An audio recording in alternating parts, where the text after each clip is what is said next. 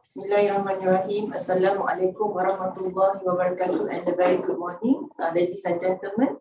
Welcome to the webinar series for the Entitled and Cultivation of Digital Education through Open and Distance Learning. So this is our second webinar, and this webinar program is jointly organized between Department of Higher Education, Ministry of Higher Education Malaysia, and the Malaysian Qualification Agency. One of the objectives of this webinar program is to strengthen digital culture and enhance the existing open and distance learning system implemented by all higher education providers in Malaysia. So this webinar has been scheduled for 4 series, will be conducted in 4 series, and today is the second series of this webinar. So without further ado, I would like to welcome Mr. Muhammad Zafir bin Mustafa, the Senior Director for Policies and Expertise Development Sector from Malaysian Qualification Agency, to act as the moderator for our program today. So without further ado, please welcome Cik Muhammad Zafir, and the floor is yours. Assalamualaikum warahmatullahi wabarakatuh. Salam sejahtera, salam bulan kemerdekaan dan salam bulan sambutan Hari Malaysia, and a very good morning to all ladies and gentlemen. Terima kasih kepada Puan Syikin, dialalukan pada semua. Welcome to the second series of the webinar. This is the continuation of the first one. I think last week we had a very good session which we discussed on the policy, on the some sharing of some institution, and we have also some kind of a bit of exposure on the concept and also implementation of ODL, and this is continuation of that, and we are focusing for this time is on course delivery and learning, and also on the support services. I think our panel today, we are fortunate to have Professor Andy Liu, the Deputy Vice Chancellor of Harvard University, and also Professor Madya, Associate Professor, Dr. Azidah Abu Zidan from the Center for Academic Excellence USM. So Prof Andy and also Prof Azidah, sehat ke? Sehat, alhamdulillah. Sihat, alhamdulillah. Okay. We hope that today we're gonna a bit of doing a deep dive on those two topics. So we have a good exposure and discussion in the last session. So we hope that we're gonna focus on this, deep dive on this, on the learning. But of course, the challenge now on ODL is basically that there's two things I think for me. The first one is about motivating the learners to keep on learning, because this is considered to be a structured learning, that you need to learn based on certain structure, and in the end you'll be assessed. So the assessment is going to be next week, our webinar on assessment. So we hope that you can further deliberate on that. So we're gonna have Professor Andy first, and also later on Prof Azidah. Is it okay for you? Agreeable? Okay. Yes, sir.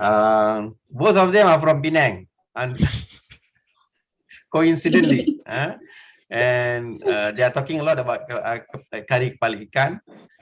During MCO, I think we can just order kari kepala ikan through Grabs. Okay. We go to Professor Andy Liu first. I will read your introduction. It's in Malay actually. Okay, tak apa. Kita baca dalam bahasa Melayu. Profesor Andy Liu kini merupakan Timbalan Naib Chancellor di University Hub yang memantau operasi pengajaran dan pembelajaran dalam talian serta jaminan kualiti. So all matters on internal quality assurance is under his responsibility. He used to hold many senior positions in many institutions before joining Help University, either ODL based or conventional based institution. His interest and also passion, I think, span from quality assurance to strategic planning of universities, online learning, OER, accreditation of prior learning. He is our senior expert in APEL and ODL, and he is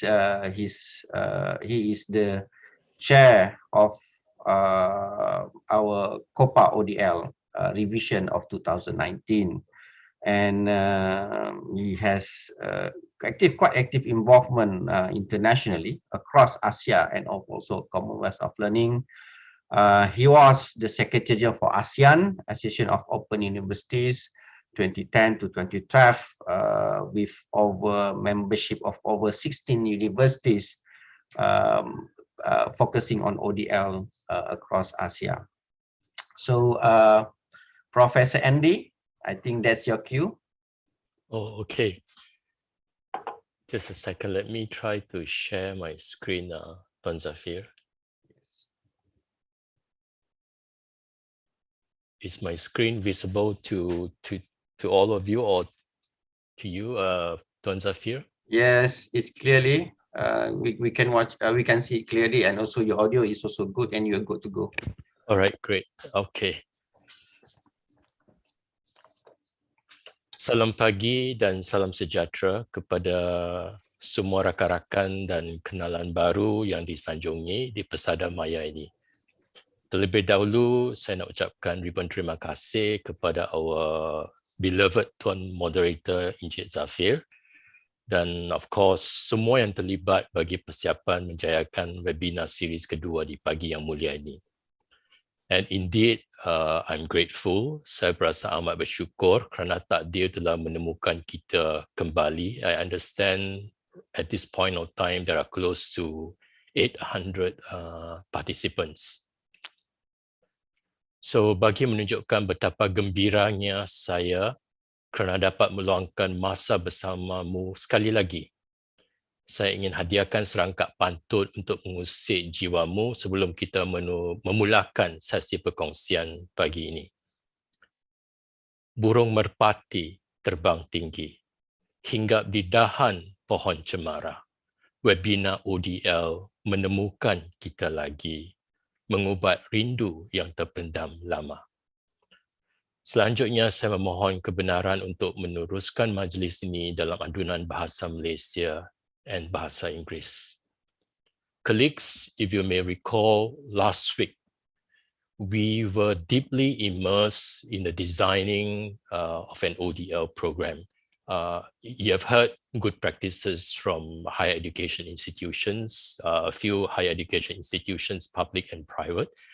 And you have also heard on the designing of an ODL program from the perspective of ODL expert and auditor like me and Prof. Azida. So this week will be another exciting journey as you will dwell into another territory of ODL. And this is why I think all of us are congregating here this morning for this webinar series too.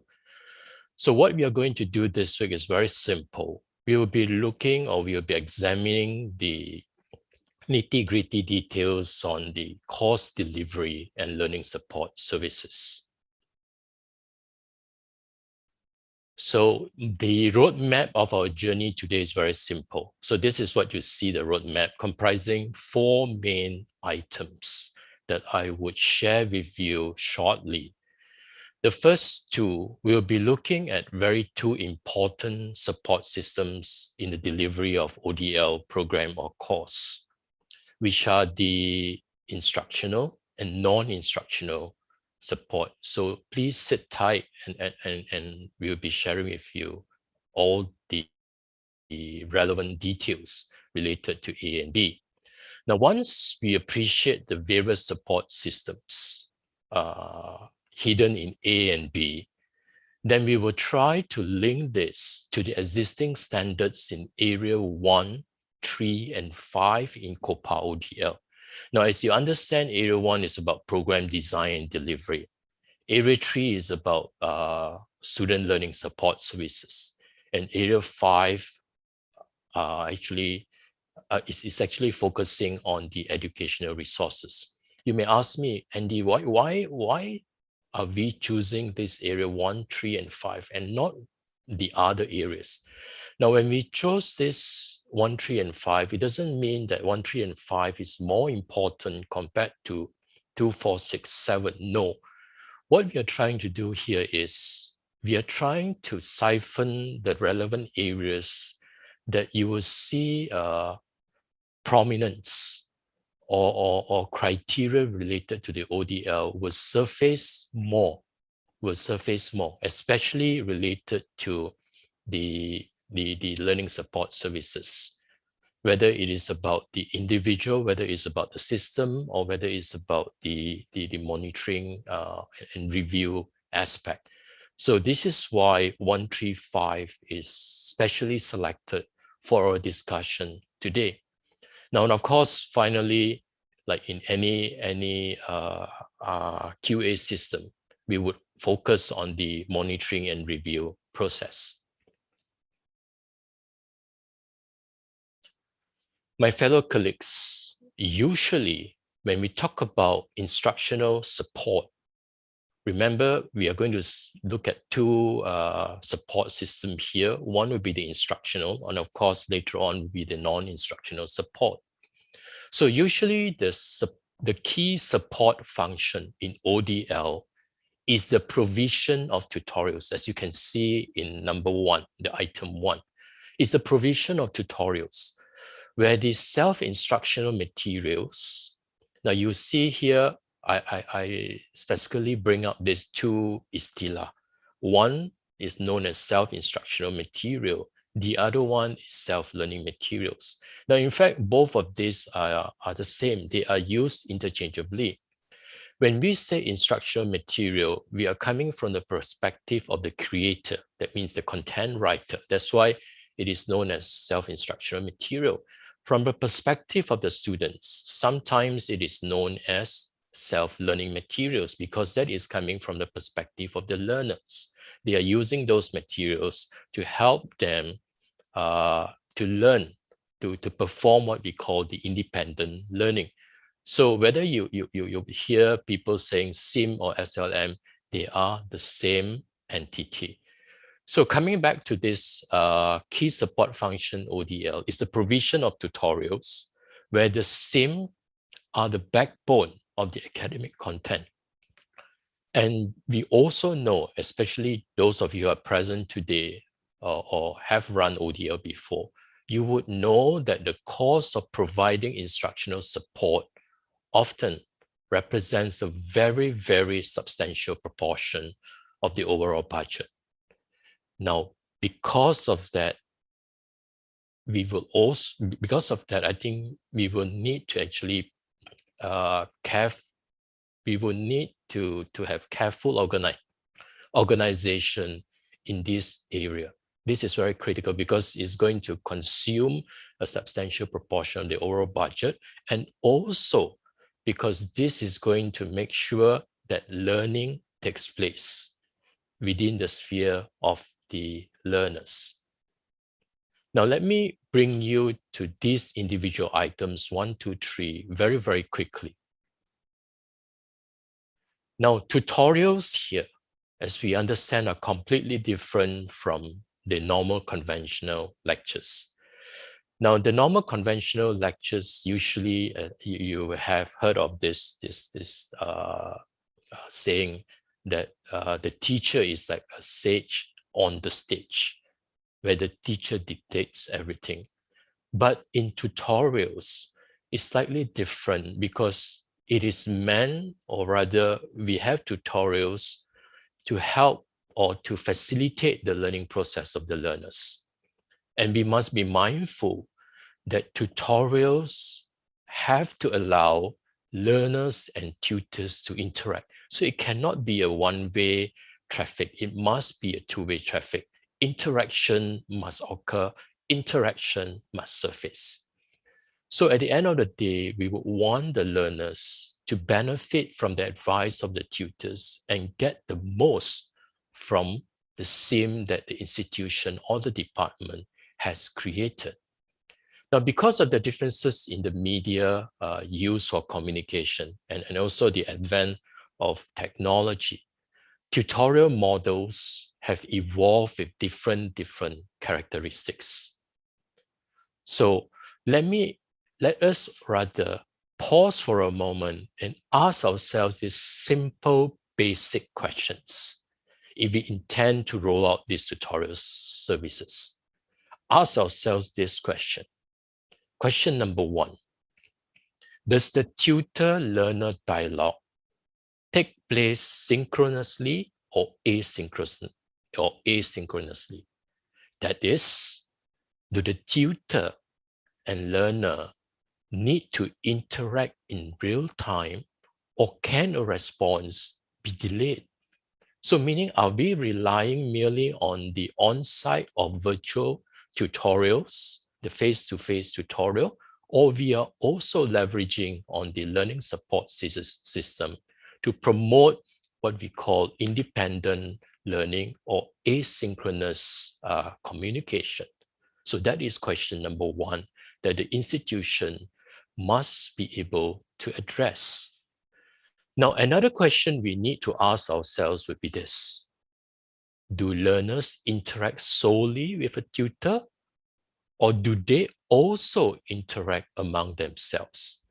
So as a tutor managing the tutorial, again, we have to ask ourselves, how do I promote this kind of interaction between the learners and the learners? I do not want to limit the interaction between me as a tutor and the learners alone.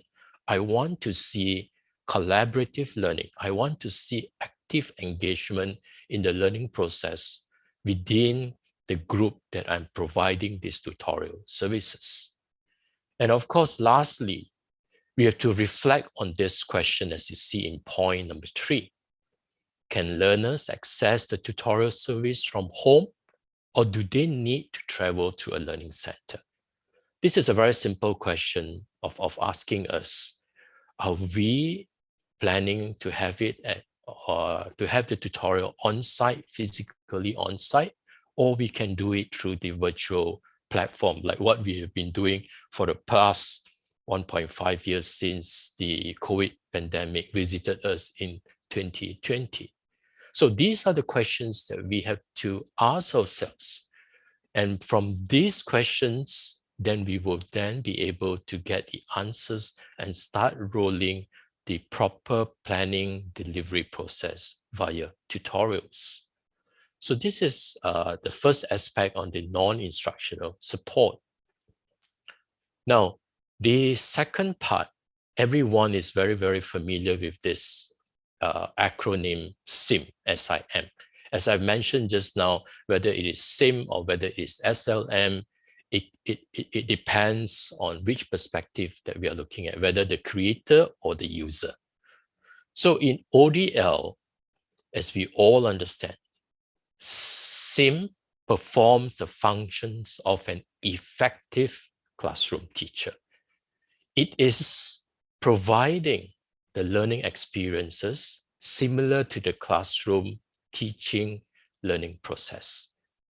My fellow colleagues, we or I will repeatedly stress this. The invisible teacher is built into the SIM. The invisible teacher is built into the SIM. And we are all very clear when we conduct an ODL program or ODL course, the physical on-site or virtual tutorial would be at a very, very minimal level, probably 10 hours or even 3 tutorials over a semester of 14 weeks of study. So can you imagine, most of the time, these learners will be learning on their own, independent learning. So to do this independent learning, this is where we build in this invisible teacher into the SIM. Now, the SIM also facilitates the interaction of the learners with the text materials in the same way as the classroom teacher does within the face-to-face classes. Hence, the quality of SIM will determine the access and success of the distance learner. Now, SIM plays an important or critical role in the life of an ODL learners. SIM positively impact the learning style of learners and keep them connected with the overall content and the system.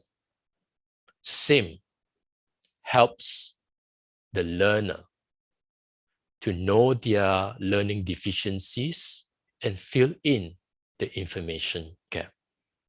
So from the past 1 minute or so, you see what I've been stressing is SIM is a very, very critical component, particularly in the ODL setting.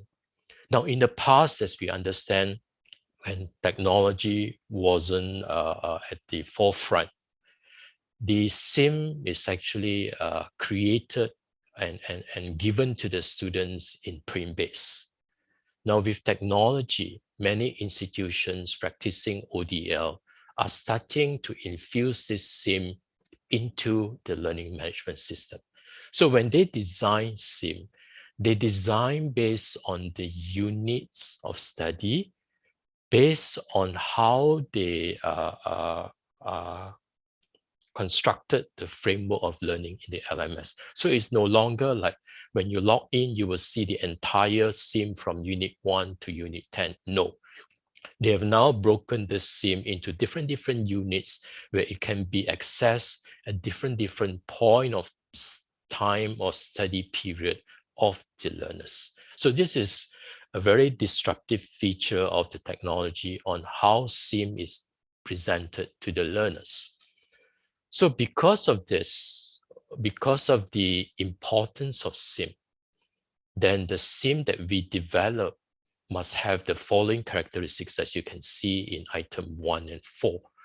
Now, we will not dwell onto the specific characteristics of SIM or how to develop SIM or how would the instructional designer come in to fill the gaps or how would they work or how would they complement the academic writer in development of the SIM. Now, all this will be covered in the last webinar series. So please make it a point if you're able to attend. We would then be sharing with you the characteristics or what we ought to do in developing a good SIM that promotes self-independent learning. So in a nutshell, fellow colleagues, SIM helps the learners to connect the dots, all right? Now, the third aspect of the instructional support, as we mentioned just now, there are 3 tutorials, the SIM, and the third one is the model of instructional support. Now, fellow colleagues, if you look around the ODL providers in Malaysia, just look at the open universities, whether residing in Malaysia or abroad. The structures devised to support learners will roughly fall into the following 3 types. All right. Now, ODL providers will establish a number of learning centers. Sometimes for a full-fledged learning center, they may deem that as a regional center throughout the region or throughout the country, where the primary purpose is for the learners to congregate, to meet with the tutors, to meet with the representatives of the universities that are not present at the local level. So sometimes the ODL provider builds, buys, or leases the premises for these learning centers. Now, in other instances, the learning centers are operated in collaboration with another organizations or higher education institution. All right. So this is where the establishment of learning center will take place. Now, in these learning centers, there are a variety of services that are provided, including counseling, registration, examination supervision, provision of access to computers, and etc. and etc. So this is the first model. Now, the second instructional support model is the virtual classroom. Now, with the advent of technology, virtual classroom model is mushrooming. And what we can see clearly during the COVID pandemic for the past 1.5 years, everyone is going into this model. So under this model, contact among learners and tutors may be synchronous. That is, happening at the same time, made possible by audio conferencing or video conferencing application or tools. Now, in this model, even though it is a virtual classroom, but the bulk of the learning materials, which is the SIM or other supplementary materials, are residing or provided in the learning management system. Now, lastly, the hybrid model. And if you were to ask me, Andy, which model would you think is the best? I would always say, walk the middle path, take the combination. So the combination of 1 and 2 is what you will get in the hybrid model. Now, for example, to take part in virtual classroom activities, learners typically have to come to a learning center in number 1, where the equipment required for the conference is provided. Learners may sometimes use their own devices for linking into the system, learning support system provided by the ODL providers, or they may have access to computers and internet at their homes or workplaces. So desktop, laptop, video conferencing hardware and software is also becoming more widely available. So this is where it is time for us to consider a hybrid model. Do not only restrict them. Let's say we are able to go back to this life that we have led before. Do not limit them to this first model. Have a combination of 1 and 2. All right. Now, moving on. Remember in the earlier stage just now, we were talking about 2 types of support. One is the instructional support. The other one is the non-instructional support. Now, for us to harvest or to reap the success of ODL delivery, the learning support services must also cover the non-instructional support. So, fellow colleagues, let us now examine the second form of support here, the non-instructional support. Now, non-instructional support, as we understand, is always less visible than instructional support, and is always less central to the actual process of learning. But that doesn't mean it is not important. Non-instructional support is equally vital to the smooth operation of ODL delivery, because non-instructional support will promote student engagement. They will have this sense of belonging to the institution, all right?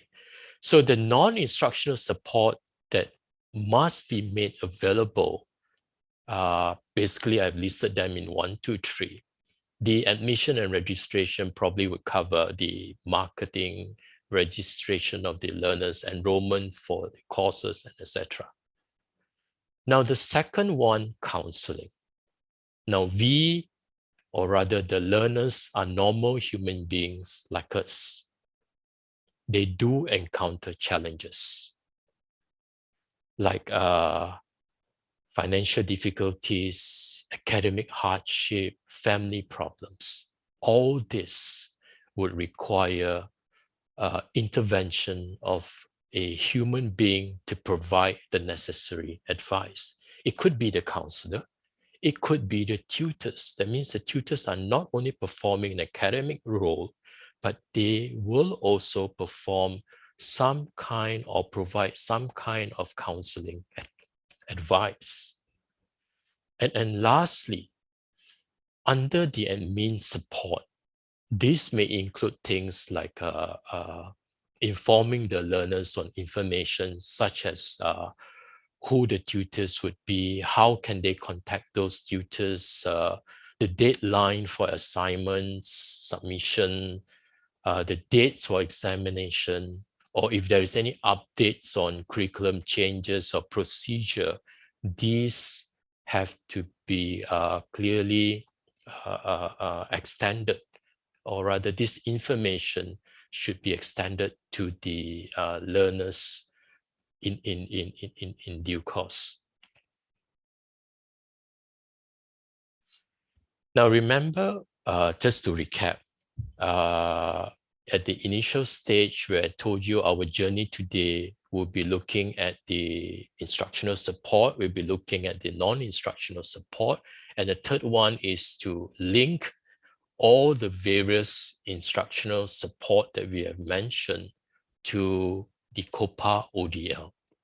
So ladies and gentlemen, or rather fellow colleagues, let us now pause for a moment and reflect on all the various types of course delivery and learning support services that we have shared for the past 20 minutes or so.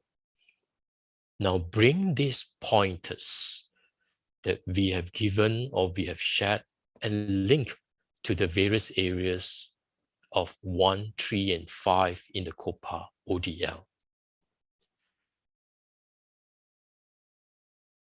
Now, in the next 3 slides, I will highlight standards in the 3 areas that are closely related to ODL delivery and learning support services. Now, as we understand under Area 1, it is actually about program development and delivery. So you may ask me again this question. So exactly what are we looking at in Area 1 on the ODL delivery and learning support services? Now, I've summarized this 3 points here so that when you return to your institution or after the conclusion of this webinar, you can basically share this with colleagues within your department, within your university, that the focus in Area 1, where it is related to the learning support services, would be, number 1, there must be appropriate learning and teaching methods. And all this we know is about constructive alignment, right? They must be relevant to the PEO, they must be relevant to the PLO. So aligning to this, all forms of interaction and delivery must be integrated. They cannot be on silos. They must be integrated. Okay, that is point number 1. Now, the second thing about the learning and teaching methods standards, there must be provision of appropriate SIM for self-independent learning, for self-directed learning. So SIM is a must. All right. Now, the second point here, as you can see being fleshed out here, is the unit and department. If you're intending to conduct an ODL program, or you already have an ODL program in your institution, I'm sure there is a unit or a section that has been devoted to the design and development of SIM, number 1. This unit is also managing and coordinating all the various learning support services. This unit is also managing and coordinating the learning management system. So at the end of the day, the department, especially this unit, must provide students with a conducive learning environment and proper facilities for the execution, not only on the course-related, but also the practical-based training in line with the requirements of the various program standards. Now, the other thing that is appearing in item 2 as all of us can see this very clearly, is the program coordinator. In ODL sphere, the program leader is actually known as a program coordinator. And this gentleman or this lady must be a full-time staff. And this particular person, the program coordinator, will work with a team of course coordinators. The course coordinators are academics who are in charge of the various courses. They can be lecturers, they can be tutors, tutoring the respective course. So the program coordinator will work very closely with a team of course coordinators and tutors, and given the adequate authority for the effective delivery of the program. So this is in relation to point number 2. Now, in the third area, or rather in the third standard under area 1, the department must encourage innovations, not only in teaching and learning, but also assessment. That means we have to now do not be tied down to this written exam, written test, or to be there in a proctoring final exam format. We got to look far out. What are the alternative assessments that we can adopt in assessing the learning outcomes of the students? Now, this one again, we will be covering this in greater detail in the next webinar, next week. All right. Now, the innovations must also include other tools that you would have to then adopt or use to ensure there is immersive learning. For example, probably it's time for you to look at AR, VR as one of the vehicle to drive immersive learning, or look at things like gamification. All this will help to engage learners. All right. Now, so this is about area 1. Now, when we move on to area 3, which is actually looking at the learning support services and the student selection. Now, all student support services must be designed to cater for the non-residential nature of ODL learners. Now, I specifically highlight this word non-residential nature, meaning they would not be in the campus as frequent as your traditional or conventional learners. So students must have access to appropriate, adequate, and continuous support services, whether it is the physical main campus or regional centers or learning centers. Social, financial, online facilities must play a role as the learning support services spread of services that you have. Now, the department must also offer appropriate developmental or remedial support to assist all ODL students. Now, this includes new incoming transfer students, and in certain cases, students with special abilities or students with special needs. Then lastly, an effective induction to the program must be put in place or must be made available. So in simple layman's term, there must be a proper orientation program for these ODL learners. It is not about telling them the learning support services, but this orientation is to promote self-directed learning, to show them how they can learn at their own pace, at their own time, and be familiar to all the learning support services of ODL. For example, there will be a hands-on session on how to access LMS, how to access the student portal, how to access the digital library, or how to use the Turnitin as one of the system to promote honors academic writing. Now, of course, there are many systems out there. I'm just naming one, which is the Turnitin. So this is where familiarization process or hands-on process must be built into the induction program. Because otherwise, can you imagine that most of the time the learners will be learning on their own using all these various learning support services or IT services that you're providing, and they are unable or they are not familiar with, then they will never be able to reap the benefit of this system that you have put in place for them. Perhaps you may have even spent a big chunk of the budget to put all these learning support services for them. So this is on area 3. Now in area 5 is about educational resources. So what is it in the educational resources that we need to relate to this webinar today? Now, very simple, there are 4 points here.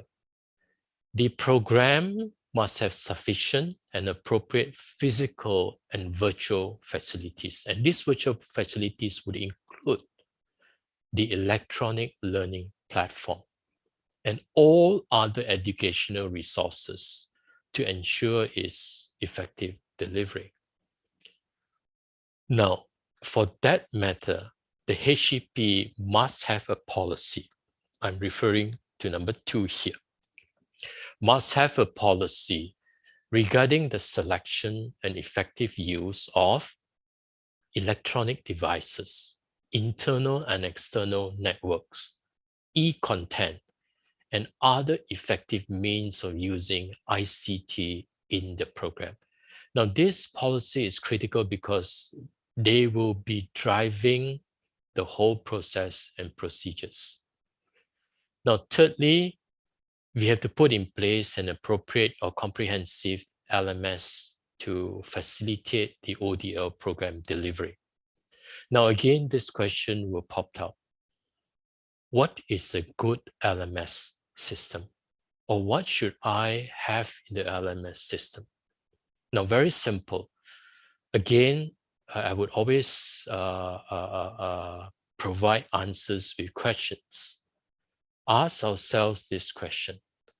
Will the LMS that I am providing to the learners or use as a learning platform for my learners have the following basic features? Content propagation tools, number 1.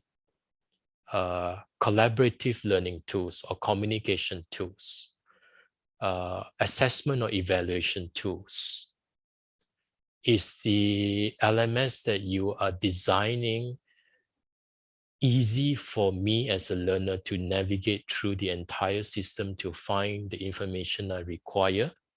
Will the LMS that I have allows plug in to various applications that may not be there in the original LMS? Will my LMS have the ability to gather data, because everything is about data driven now? So data analytics will be another important aspect that we need to look at, especially when we are building our own learning management system. So these are basically some of the basic features. Of course, you can have a very high end or the LMS kayangan if we have the budget to do so. But at least the basic features and characteristics must be there.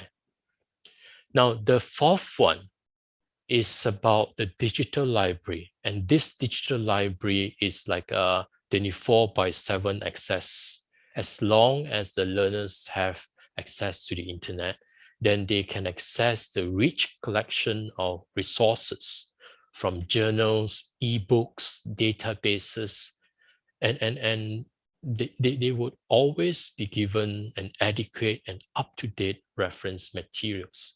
So this is what digital library has to cater for the needs of the learners here. And you will realize a lot of us now, even the conventional institution is moving away from hard copies. they are moving away from those traditional hard copies that are residing in the physical library. They are going more onto digital resources because of the 24/7 features.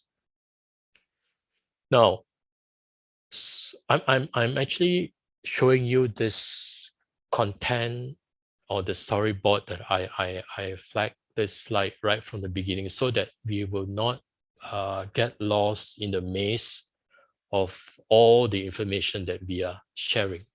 So just to recap, we have touched on A, B, and C.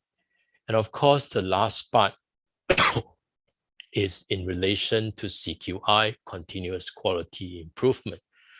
Now, for institution to be a dynamic learning organizations, all right, it needs to systematically monitor and review. So monitoring and review here will be looking at various issues so as to meet the demands of a constantly changing environment. So on that note, quality enhancement, point number 1, calls for programs to be regularly monitored, reviewed, and evaluated. So again, the same question you'll be asking me, Andy. So what exactly are we looking at in the monitoring and review for ODL programs? Now, this should encompass elements such as the ODL system. Now, you know technology evolve at a very rapid rate at this era. So if we have to have some sort like a learning technology committee to look at what apps or technologies are appearing or surfacing that we can use to improve the learning and delivery process. So for the monitoring and review for ODL programs, it should encompass elements such as the ODL system, the structure, the SIM, the communication system, the student support services, the financial strength, the assessment system, teaching strategies and physical facilities, and etc. So if we were to discuss this, it will probably take another hour or so. So in carrying out all this, item 2, the monitoring and review, we need feedback, as we understand engagement with stakeholders is a very, very important feature in QA. So we need to gather feedback from multiple sources. I'm sure you can name me a few, like, for example, students, academic staff, your internal stakeholders, or alumni, or employers, professional bodies, or other partners or collaborative partners of the institution. Now, these people will provide the critical feedback to help us improve the delivery and learning support services. Now, evaluation of student performance, item number 4. In examinations can reveal very, very useful information. The measures of student performance, such as the average study duration, the assessment scores, the passing rate examinations, success and dropout rates, students and alumni's reports about their learning experience, as well as time they spend in areas of special interest. Now, why do I specifically repeat this or provide a string of those kind of measurement that we need to look at? Is simply because the attrition rate in ODL programs are usually very, very high. If you look at the journals, the publications in relation to the attrition rate in ODL programs, or published by these open universities that have been here for ages in the region or in the globe, they will tell you it's very high. Sometimes it hovers around 30 to 40%. So meaning if you have 10 students in the first semester, the second semester you may only have 6 students left in your system. And this system And sorry, these learners will just disappear from your radar. They will not even bother to answer your call or to reply to your email when you are trying to connect with them. So this is where we must make sure we ensure there is immersive learning within them. We constantly engage them. We constantly motivate them so that they do not feel that they are isolated in ODL. Simply, again, the ODL learners contact with the campus or whether it's with the regional centers are at a very, very minimal level compared to the conventional learners. So with that, I'm going to leave you with these simple words, as you can see in this slide. Learning happens when someone wants. You see the word? When someone wants to learn. So remember, fellow colleagues, remember, I urge you to reflect on this slide over and over again. Learning is a conversation. Learning is a conversation, whether it is personal, local, direct, or more general, global, and digitally based. It's a conversation. That means we need to connect, we need to engage with the learners.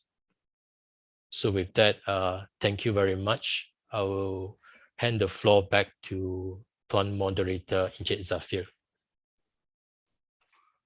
Thank you, Professor Andy. You're welcome. Banyak sharing tu. Tapi I like the last part. You remember that I think there used to be advertisement by TM during I think Hari Raya kot. There on the table there's a telephone, but nobody use it. So I think it's similar to this. I think when we provide opportunity of learning and whatsoever, our part we provide the best of that we could, but also the learner still also have to do their part to make sure that the learning also happen. I think among others that you have shared, I like the part that from the very beginning till the end, you emphasize of what most important in terms of this online learning is basically to maintain the interaction with the asynchronous and synchronous, and that is basically the part of the strategy will be different from conventional. and keeping up with the interaction with students in terms of the way that they need to maintain their learning is also about motivating them to whatever strategies that could be used through LMS, the SIM. I think there's several questions in the chat saying what is SIM and SLM. So SIM is self-instructional material. SLM is basically self-learning material, and they are used interchangeably. Isn't it right? Yes, betul, Tuan Zafir. Okay, I will leave it there because I think I also have some questions, but I will wait later. Please do our audience who joining us this morning. I think kita dah reach almost 1,000. Thank you very much yang ada dalam platform Zoom ini. I hope that you can stay with us till the end. We hope that we have a very good intervention. Please, if you have any comment, if you have any questions, please do so. Write it in our pigeonhole. Vote for the one that you think you like most for us to address in the end. Tim kita di belakang, tim MQA di belakang pun akan menjawab, dan mana yang kita rasa quite straightforward, kita tidak akan jawab lah dalam pigeonhole later, tapi kita ada some comment and whatsoever kita akan cuba address and discuss. And I think that's the most kita anticipate lah untuk berbincang. Prof Andy dan juga Prof Azidah pun dah cakap, towards the end we hope that we have a good discussion. Allow me to Berpindah pula kepada Prof Azidah, nampak macam sudah bersedia dengan tudung yang cantik. Hari ini, semalam dia pakai tumpuk-tumpuk, sekarang hari ini dia pakai yang Tumpuk-tumpuk ya. Okay, a little bit of Prof Azidah. Profesor Madya Dr. Azidah Abu Zidan adalah pensyarah kanan di Pusat Pengajian Ilmu Pendidikan Universiti Sains Malaysia, orang Penang, okay. Dan kini merupakan Timbalan Pengarah Pusat Pembangunan Kecemerlangan Akademik USM. Her expertise is in teaching design, especially on e-learning and M-learning. I think M is micro, Prof, micro learning. Mobile learning. Oh, Huh? mobile Mobile learning. Mobile Okay. learning. M-learning is mobile learning. Okay. And educational technology. She is an award recipient of Anugerah Akademi Negara 2017 on Anugerah Pengajaran, and also gold medalist at international level for the best blended learning model in Melbourne, Australia in 2018.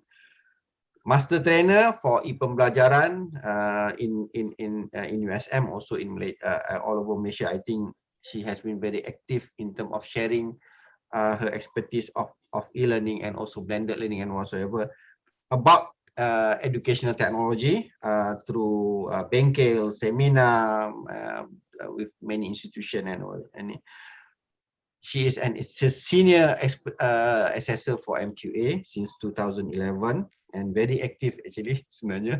Memang very active tolong MQA buat accreditation, and many dah jumpa dengan dia kot masa time accreditation ya. Dia dah facilitate supervise 15 doctorate student graduated with PhD in teknologi pendidikan and multimedia. Okay, nak panjang lagi tapi I think that's enough untuk tidak ramai menunggu untuk saya bercerita panjang tentang beliau. So Profesor Azidah, the floor is yours. Okay, terima kasih bos Tuan Zafir ya. Terima kasih, alhamdulillah.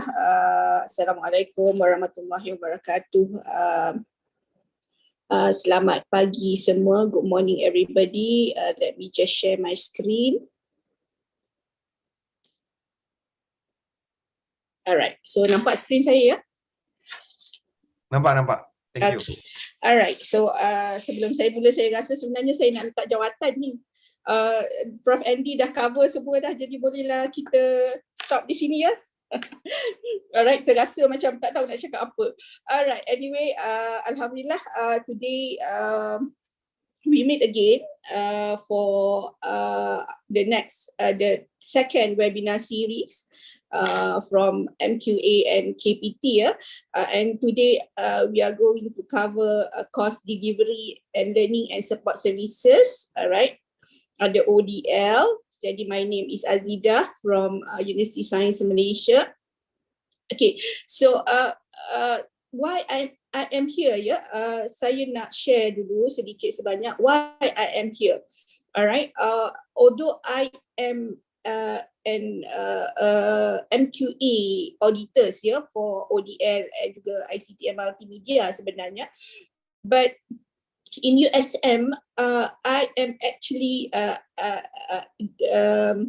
master trainer in e-learning. Okay, I am the coordinator of e-learning at USM, whereby I'm monitoring all the activities in the e-learning platform. Okay, so whatever problems, whatever happen online in USM, I am looking closely towards what happened lah. Maksudnya apa yang terjadi dalam e-learning platform di USM, saya terpaksa pantau, saya lihat, I'm looking at the problems, I'm looking at everybody, every individuals in USM, either it is there are lecturers, although they are students, we are looking closely on their interaction in the e-learning platform. Alright, and for the during the pandemic COVID-19, alright, we can see that kalau dulu ya sebab USM salah satu public university whereby USM is one of the research university. Okay, bila kita bercakap, when we talk about a research university, we are looking at the dominant research component in the university, whereby the teaching and learning becomes secondary. Okay, so we are looking at lecturers who are focusing on research. Okay, and then during COVID-19, okay, before COVID-19, before April 2022, we were looking at e-learning is not something that is being used dominantly in our teaching and learning, meaning that siapa nak guna e-learning gunalah, siapa nak guna e-learning platform gunalah, whereby within the university, the public university, kalau dalam blended learning, USM was the lowest in terms of blended learning. Maksudnya ramai sangat tak suka menggunakan online learning ini. Alright. So that was what happened before pandemic. Tetapi selepas pandemic COVID-19, we look at nearly everyone in USM were embarking and now are doing the online teaching and learning. Jadi transition dia sangat tinggi dan saya melihat I was looking at a very transformation, a very good transformation in terms of online learning in USM, and that's why I'm myself very passionate about online learning. Alright, that's why I'm here. Dan juga saya ingin melihat perubahan sebenarnya. I would like to see a transformation in our education, in actually not our education, but in the individuals looking at, especially for lecturers and students, how they look at online learning. All right, so that is a little bit of introduction why I am here, because I would like to have a look at to see some transformation of teaching and learning, so that we can make the teaching and learning much more flexible, okay, for everybody, for lecturers, okay, not only for students but also for lecturers. Okay, we are looking at giving much more flexibility for our lecturers in terms of teaching and learning as well. All right, so referred document, as we all know, for today we are looking at the COPA ODL. All right, and then as being shared by Prof. Andy, okay, we are looking at criteria and standards for ODL program, area 1, 3, and 5. For today. And then, okay, so before we continue on the area 1, 3, and 5, I would like everybody here to ponder, because you are here, we can see that 900 plus in the Zoom, and then more in the YouTubes, all right? So there might be, this ODL topic is quite an interesting topic, because we can see many participants today. All right. Last week we also have we had many participation as well. So why you are all here? Is ODL very interesting that it makes you come and and join the webinar, or do you want to learn more about ODL, or maybe your institution said, okay, please join the webinar because we might want to embark on ODL. Jadi you all kena datang lah, sebab kalau tidak kita tak tahu tentang ODL, and you need to know how to do the documentation and QA01 and so on. Okay, jadi maybe that's why you are here. But before we look at the documentation and so on, I think each of the individual that participate in this webinar today need to know why. Okay, why we are embarking on ODL, why we are using this online learning, okay, why, okay, if let's say, because we are not only looking at ODL, but if you are not ready to embark on ODL, so why are you embarking on online learning? Okay, for example, blended learning. For example, if we differentiate between blended learning and ODL, it is just a simple, just a slight different in the percentage, right? Because blended is up to 79% of online component, all right, 30 to 79% of the online component, while ODL is 80 and above of the online or distance education component. All right, so for conventional, we have less than 30% of the online component in a program. So we can see that, you know, maybe you are not here because of the ODL, but you are looking at online learning generally. Okay, so why ODL? We are looking at giving opportunity for everybody. Okay, everybody over the world to have access to education. Alright, so kalau kita ingat ya, dulu-dulu bila kita bercakap tentang nak belajar, alright, and then kalau dulu zaman saya lah nak pergi overseas, nak belajar overseas, kena ada beasiswa. Mak ayah tak kaya, right? So we have to go to overseas and dapat beasiswa. Macam saya beasiswa Kementerian Pendidikan zaman-zaman dulu lah masa buat degree. So then kalau tiada beasiswa, kita tak dapat belajar ke luar negara.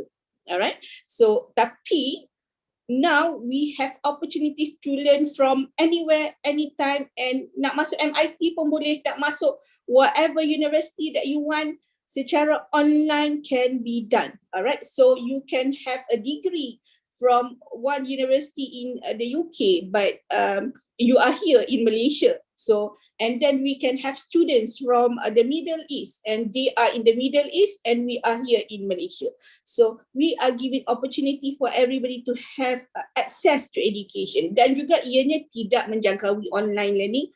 We are looking at the underprivileged students who yang tak mampu nak, you know, they don't have access to education at all. So how are we going to cater the needs? Malam tadi saya baru dapat email UNESCO on ODL punya remote learning, not ODL but remote learning. So it was from various country, Filipina and sebagainya, dan kita boleh lihatlah how they try to access everybody using remote learning.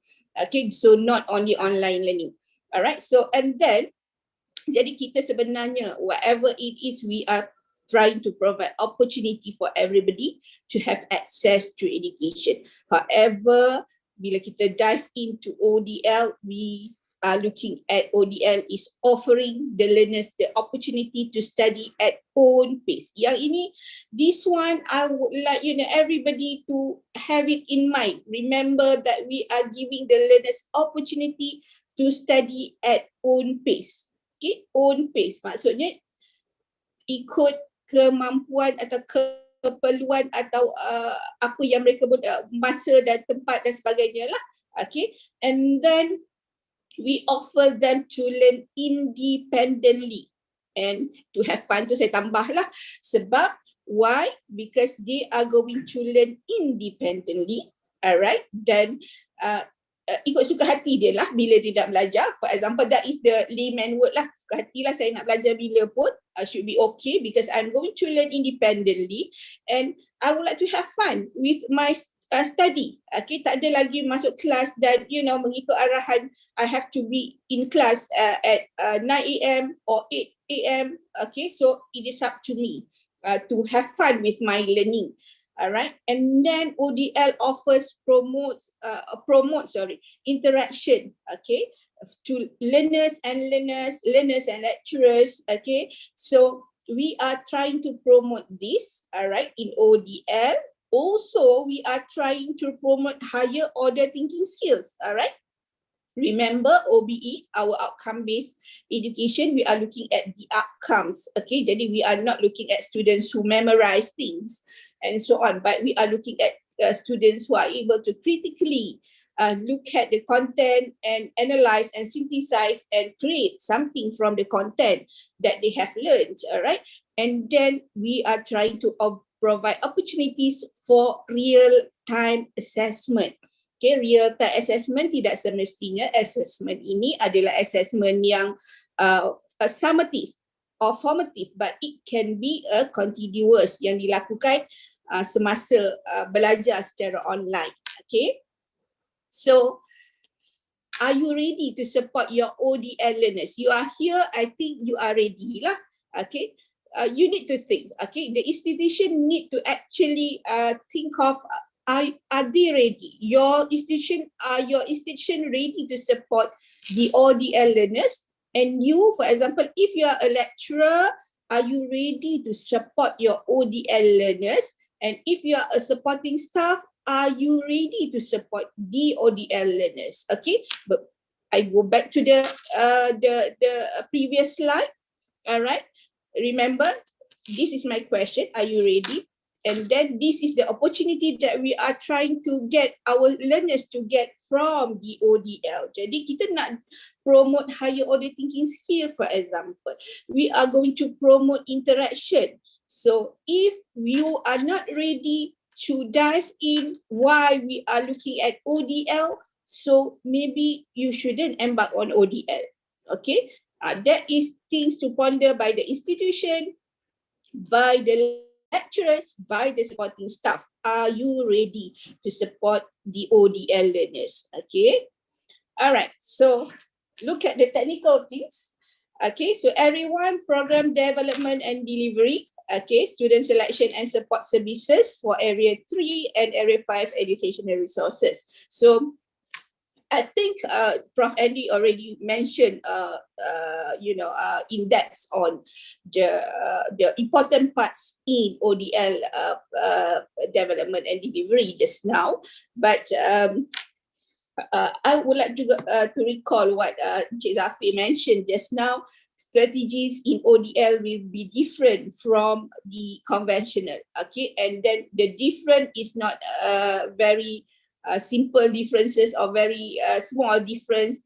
It will be a very huge difference. Okay, I would like to recall about the ODL requirement that every institution need to know, which is 60% of the courses offered in the program conducted via ODL. Okay, jadi maksudnya yang ini pun sometimes the institution they don't understand. Okay, 60% ni macam mana? Alright, so can we conduct latihan industrial training face to face? Yes, you can, because you have the 40% of the component that can be done face to face. All right, and then for a course to be considered as an ODL course, 80% of the student learning time need to be delivered via open and distant modes. Okay, yang ini you need to look at the table 4. All right, table 4, make sure that when we talk about table 4, we are looking at the detail of what you are doing, what are the lecturers doing in ODL. Okay, and then SLT is supported through asynchronous activity. Tengok saya kuningkan asynchronous activities and saya putihkan synchronous. Alright, and as well as self-instructional learning materials. Okay, yang ni saya dah combine dah, self-learning materials dengan self-instructional material. Okay, both are used interchangeably. Alright, and then learning support services. Jadi, why I would like to highlight this, because bila kita when we look at table 4, we can see that, okay, why I highlighted asynchronous activity dengan warna kuning itu, because when we look at table 4, we are looking at lecturers. Okay, in ODL they always use lecture. Okay, they still put 2 hours in lecture. Okay, kita ada part online learning, memang dia letaklah dekat bila ODL, they will be putting the hours under the online learning punya component, but they still put lecture 2 hours, nanti kalau dia ada 10 week, 10 lah 2 sampai akhir. Alright, dalam table 4. Alright, so that is the delivery. Takkan you nak buat every week you have 2 hours, because we are looking at SLT supported through asynchronous activities. Jadi dalam table 4, it should be dalam independent learning. Independent learning tu yang banyak. Yang if you would like to add synchronous, it might be in your tutorial. Tutorial mungkinlah you put 1 hour for 5 times ke, or others.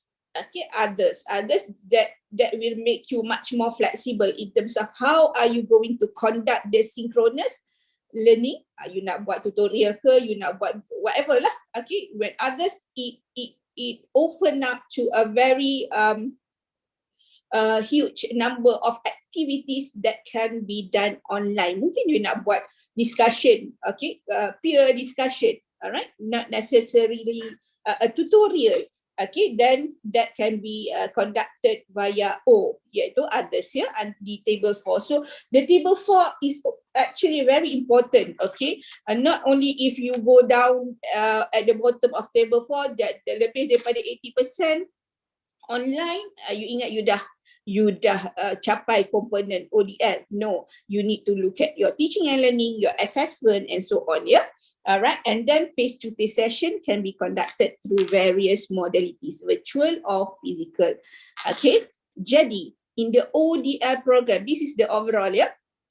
Baru 3-4 slide je ni, so bear with me. Okay, so dia kalau siapa-siapa yang mengenali saya dikenali sebagai Mak Tiri USM sebab saya sangat tegas dengan pensyarah-pensyarah baru di USM. So that's why nama Mak Tiri tu sangat dikenali lah di USM. Tetapi saya memang suka menegaskan when I do something, I would like, you know, everybody to be serious on what you are doing, and then you will know why we are here, okay, why you are trying to embark on ODL program. So this is very important. So when we are looking at the ODL program, we are looking at globalized online learning, shift 9 in the PPT, which so shift 9 in our PPP PM, all right. And in the PPT vision and mission, we are going to look at why, how actually the vision and mission of the HEP, of the PPT equal to HEP, in globalized learning, online learning, especially for those who are non-ODL institution. Okay, so do you have actually a look at the globalized online learning in your vision and mission for the HEPs? Alright, whether the ODL program has demand. Kadang-kadang kita shock sendiri, ya. This is shock sendiri whereby during the pandemic you see that okay, my lecturers are all into online learning. They have been using Zoom, they have been using WebEx, they have been using Teams, okay lah. So, and then the students are actually good in learning online, so why don't we embark? Okay, so the HEP need to actually do the market survey and look at whether actually the program has demand. All right, and then the appropriate process to design and develop the curriculum. Okay, so as mentioned last week by Puan Lilian, okay, there is a new surat apa namanya, ya, okay, whereby a new program can actually be designed and developed for ODL now. Dulu kita gunakan program lama kan, program sedia ada boleh diduplicate menjadi ODL dan sebagainya, tapi sekarang program baru pun telah boleh ditawarkan secara ODL. So however, you must have a look at the process to design and develop the curriculum. All right, and then stakeholders, you must look at the stakeholders, the students, the parents, the industry, and so on, and then have the institution HEP consult any ODL experts, all right, on the whether it is good for you to have the ODL program, okay, and then requirement of the discipline of the study, okay, whether it is appropriate for the study to be conducted online, okay, maybe ada requirement from the professional body and so on, all right, and ODL system ready. Okay, biasanya, okay, usually I think the institution are ready with the system. The system technically is ready. Okay, is ready lah. Dia adalah platform tersebut, tetapi nanti kita akan cerita lah how the system becomes not ready. Okay, and then the ODL coordinator. You need somebody, okay, to be the ODL coordinator that will actually support the ODL programs in the institution. Okay, this is the general about the ODL program. And don't forget about the OBE, outcome-based education, okay, whether the students will be able to achieve, okay, to be what they are able to demonstrate at the end of the educational program. You must look at that, okay, because we are doing ODL. Okay, jadi what are the outcomes? Adakah outcomes yang dicapai melalui ODL sama macam the conventional program? For example, for hands-on, I think that there are many concerns about hands-on program. Okay, macam mana nak buat hands-on dan sebagainya. However, jangan lupa we have 60% of the courses online, then you can have 40% face-to-face. So you must design the course so that student will be able to do the hands-on so that the OBE will be achieved. All right, and then ODL expert will deal with the challenges of instruction. Remember, Prof. Andy mentioned just now about kalau kita tengok dulu kita pakai SIM text kan, sekarang because of the instructional changes and so on, we are going to move. Okay, that's why when we do the quality review for the ODL program, we need to also look at how the instruction can be changed or changed according to the demand and the need of current environment, current educational environment, and technology changes and so on. Okay, so that is the task of the ODL expert. And then online platform, as I mentioned just now, it is there. Usually the HEP will provide the online learning platform. All right. However, the online learning platform will be the place to conduct learning and teaching activities. Okay, remember again, kat situlah tempatnya whereby everything is done. Okay, remember my earlier slide, asynchronous. So sebenarnya the online platform is the major platform to interact for students, within student and lecturers as well. And then nature of interaction, alright, asynchronous, dominant via SIM. Okay, that's why kita sibuk sekarang ni macam mana nak design SIM. Okay, setiap kali saya buat ODL punya perkongsian, the SIM is the most apa orang kata banyak soalan lah, ramai yang concern tentang SIM ini, whereby yes, it is the dominant interaction, means of interaction for ODL. Jadi ianya juga ianya berubah ya. It can be changed according to what happened in the technological world, meaning that SIM kita akan jadi makin interaktif.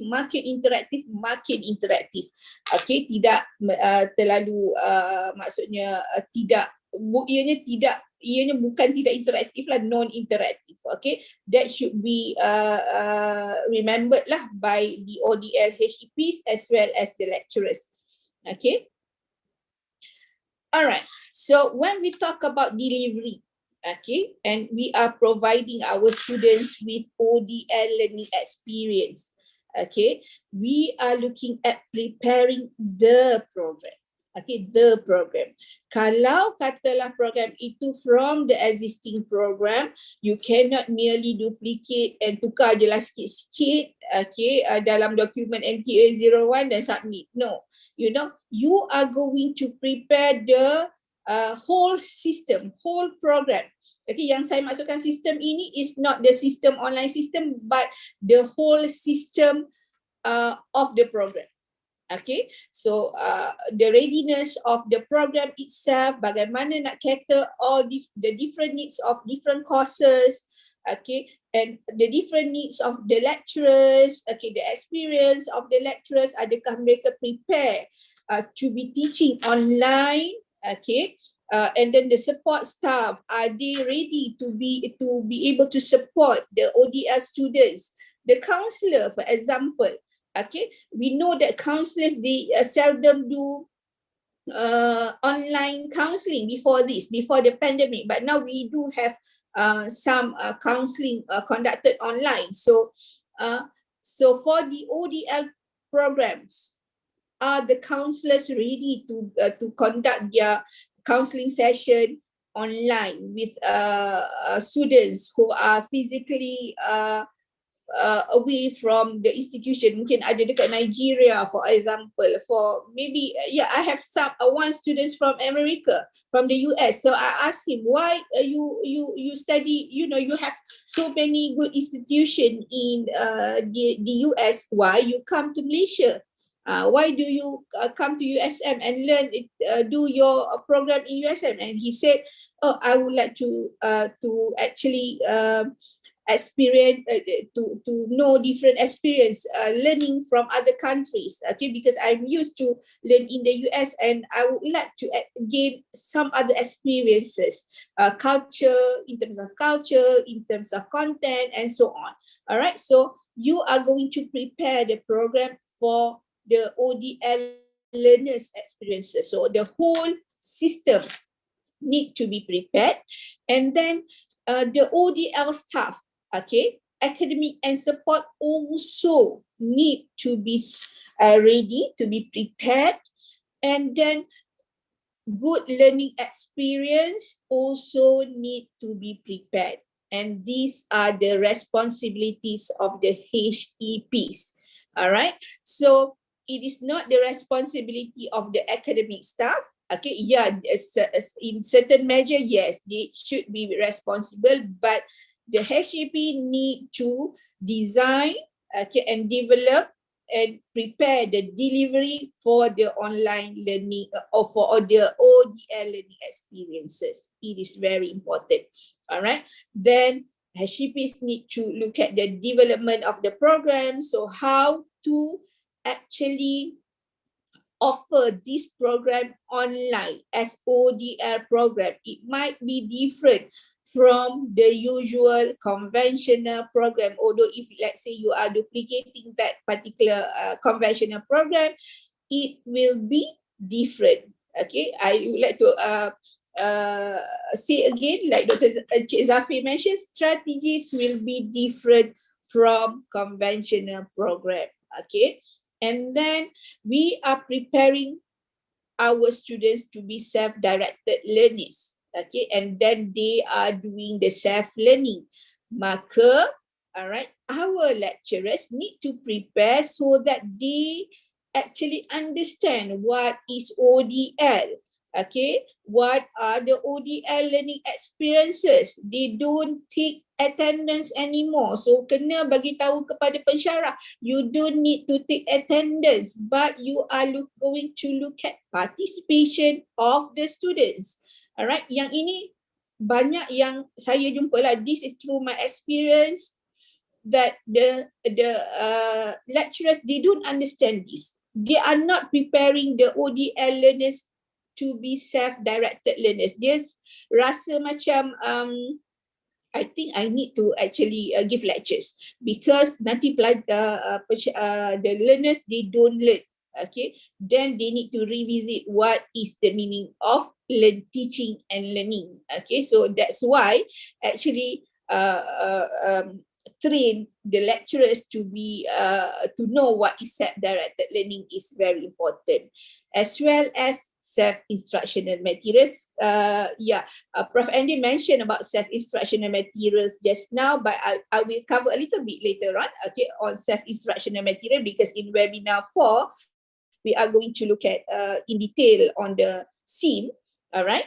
And then resource learning materials and activities. Why I put the hand like that? Because although in current, some of the institution that I audited, dia ada resources, tetapi resources ni dia put the resources like, too much resources without any instruction on the resources, letak, where if I am an ODL learner, I don't know, okay, whether the resources, what to do with the resources, okay, no instruction and too much, all right, and then too much learning materials that I don't know what is the function of the learning materials according to actually the course need and so on. And then less activities in the online learning platform.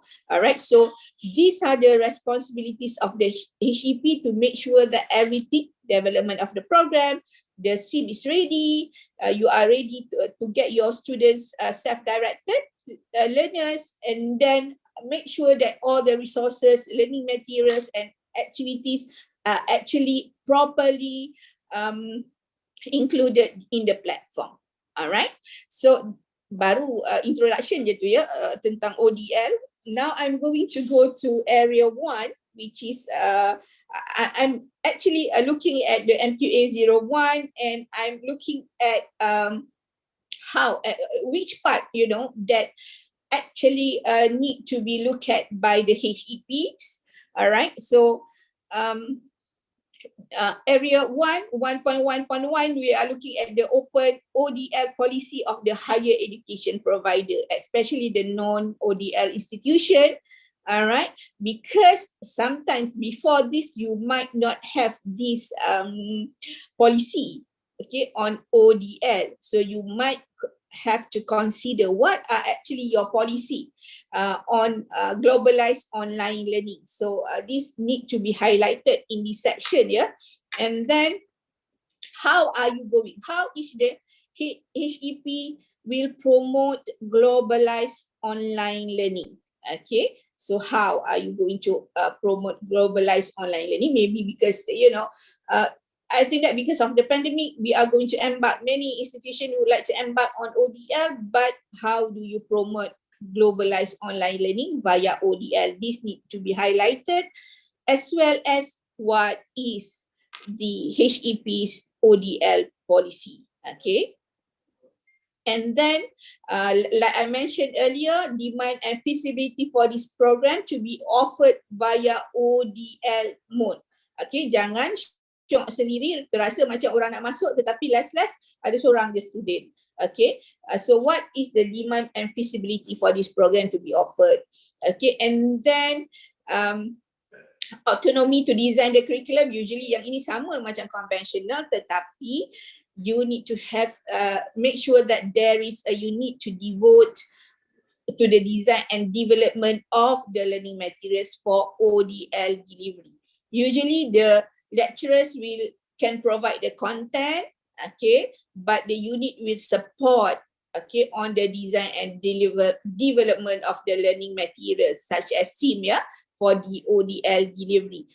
Because our lecturers, they are not prepared. Maybe they are not into educational technology, how to edit video, how to actually upload materials. Mungkin dah biasalah masa pandemik ni, tetapi mungkin the arrangement of the how to arrange in the platform and so on, alright, the unit might be able to help and assist the lecturers.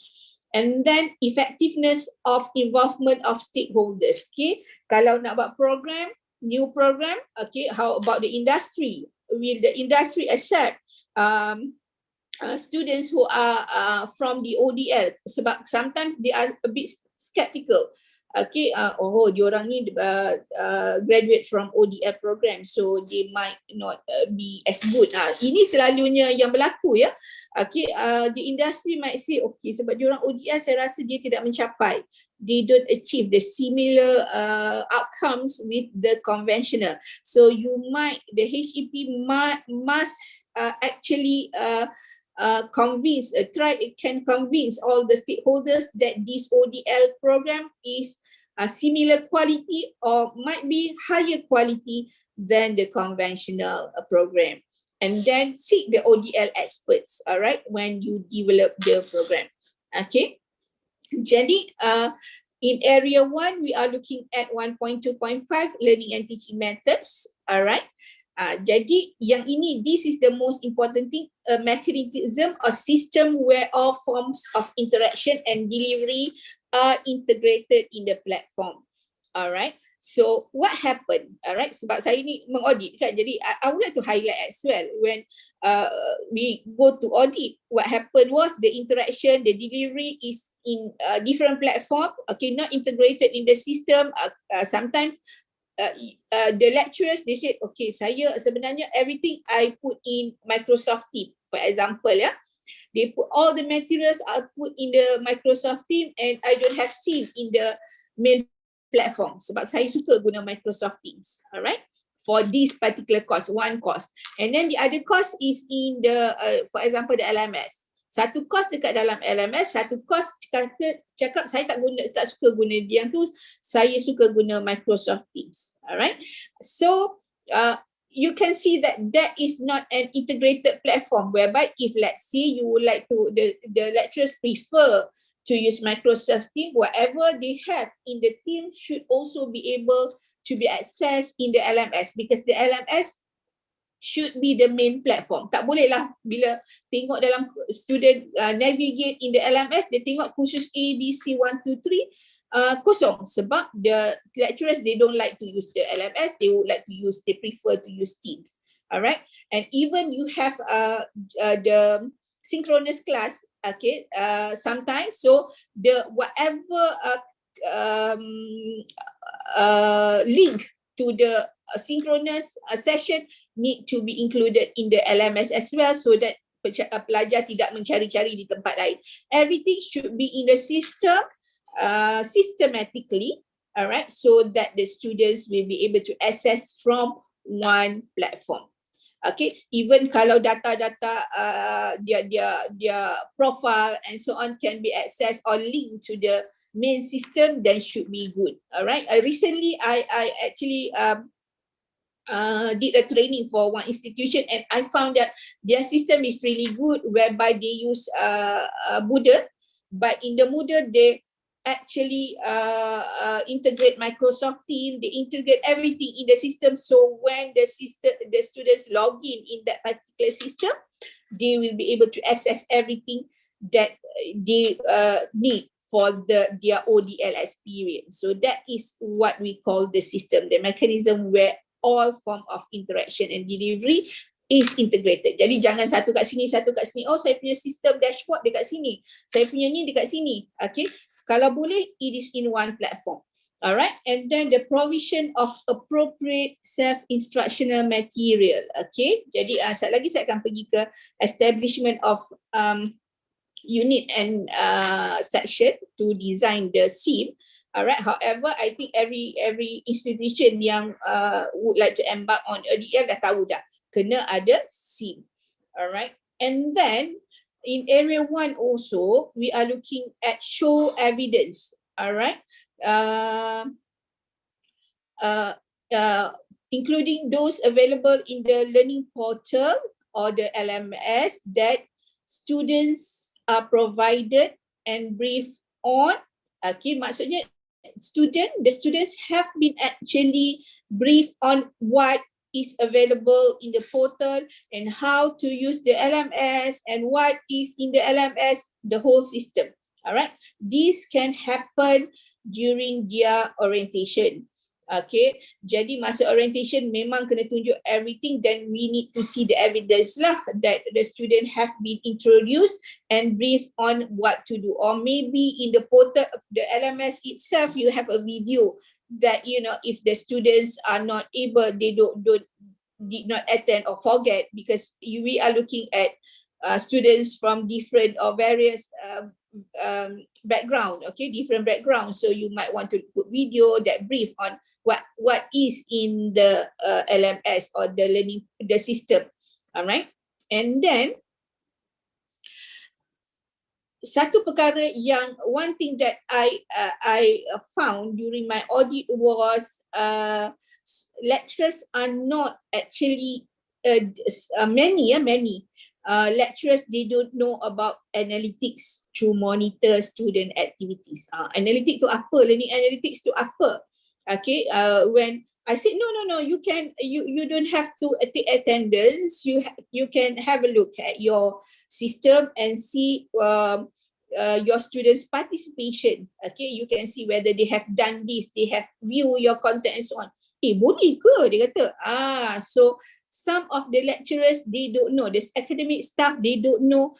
The analytics can give you the information on monitoring your students' activity, what the students do in the platform. So why we are looking at learning analytics? So yang ini mungkin the HEPs need to give some training to your ODS academic staff on what do you have behind the learning management system, LMS. Kalau you guna Moodle, alright, you must show the lecturers, okay, train the lecturers, okay, this is how you monitor your student activity.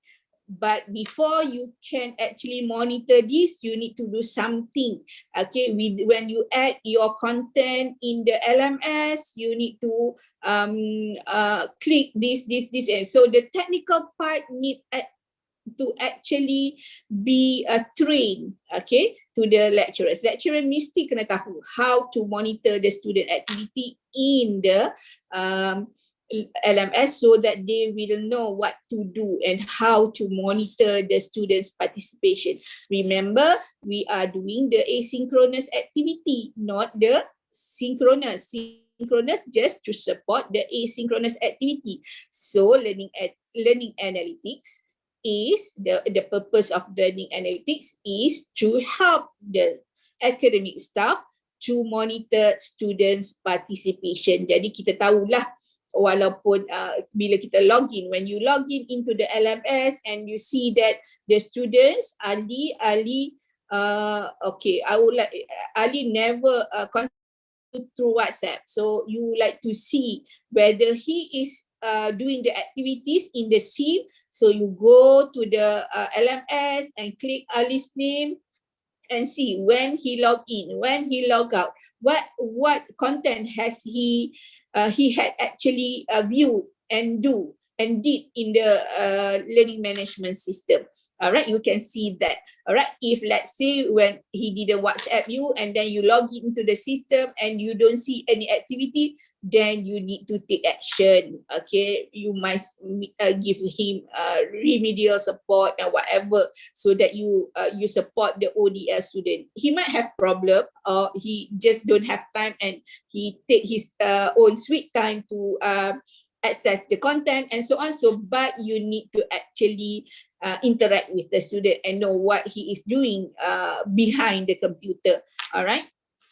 So the function of learning analytics in LMS, all right. So you are going, why we are looking at the learning analytics based on 1.3.5 just now, because we are looking at supporting the development of learning, okay, especially using SIM, all right. So you are going to identify or support the students' development, whether they have problem, they don't have problem, they understand, and so on.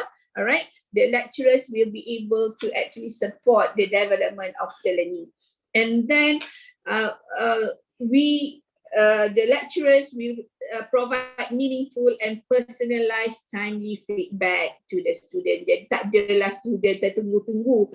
Saya tanya soalan dekat chat atau in the discussion forum, but you know, I lost the lecturer. So if you keep on regularly looking at the learning analytics, then you will know where the student are, what question they ask, or they might have been sending you PMs and so on, or they have, you know, actually actively participate in the discussion that you put in your SIM.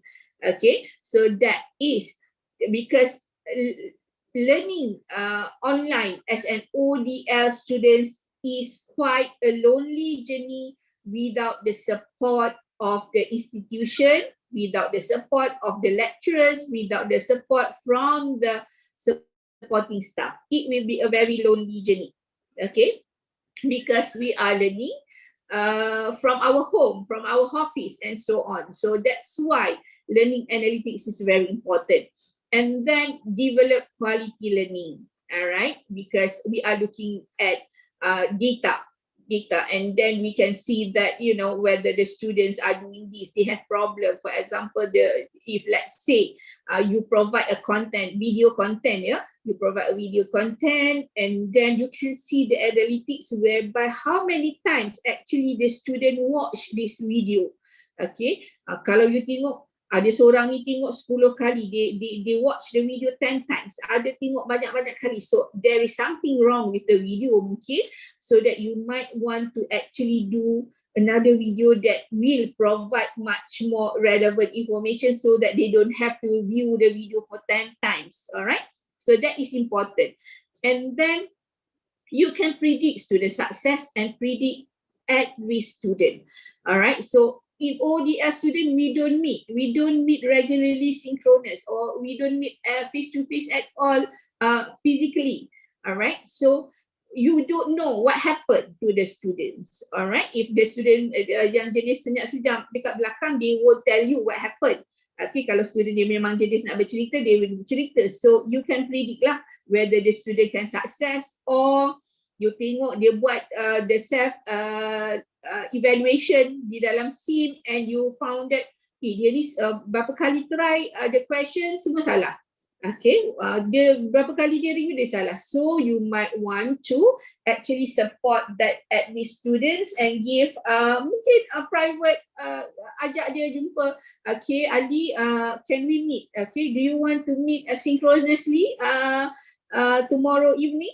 Okay, at 5 PM, so I can actually focus on your problem. Okay, boleh begitu. Alright, so this is the important function of learning analytics in LMS, and this should be supported by the HEPs lah, meaning the HEP kena train the lecturers dulu, then the lecturers can support the students. And then you can plan for future by uncovering the methods, materials. So yang ini we'll go to review later, a review of the program later on, whether you need to change your delivery method. That is the review. Okay, dah tengok, oh yang ni tak effective, this is not effective enough for our ODS students. So why not we change into these types of teaching delivery or teaching methods and whatever. Okay, so that is important as well. And then empower online learning methods by making use of the available data. Bila kita mengajar, when we are using the online learning, we are being provided with a lot of data, many data that we can use to analyze. We can analyze the data and see what happened online. All right, it is recorded in the platform. So why don't the HEP use that to actually empower the online learning methods? It is very important. Okay. Alright, yang ini saya masukkan. I just put an example because I found that many lecturers, they don't know. For example, if your institution, you have Moodle as your LMS, alright, and then if the institution, the HEP, they don't give training to the lecturers, they don't know how to use completion tracking in the Moodle. Alright, jadi dalam Moodle itself, they have this completion tracking whereby the lecturers can actually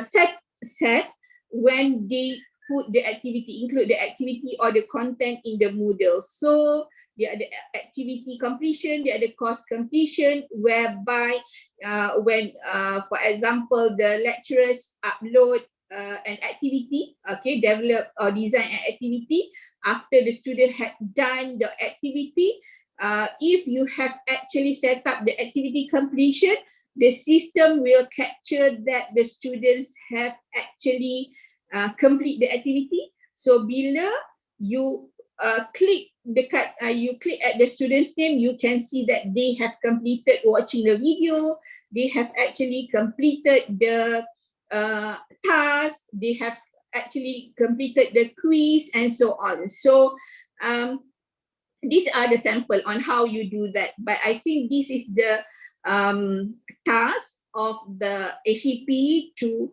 actually train the lecturers on the use of the LMS. Okay, this is sample from Moodle. Okay, meaning that they have to go to edit setting, and then they have to enable the completion, whether if the student view, it will be automatically set as complete, or they might have to do the quiz before it is set that student has completed the activity, and so on. So these are the technical part that actually the lecturers, the academic staff need to know, and maybe the support staff can also support the lecturers to do this, all right, if they are not into technical part of the LMS procedure.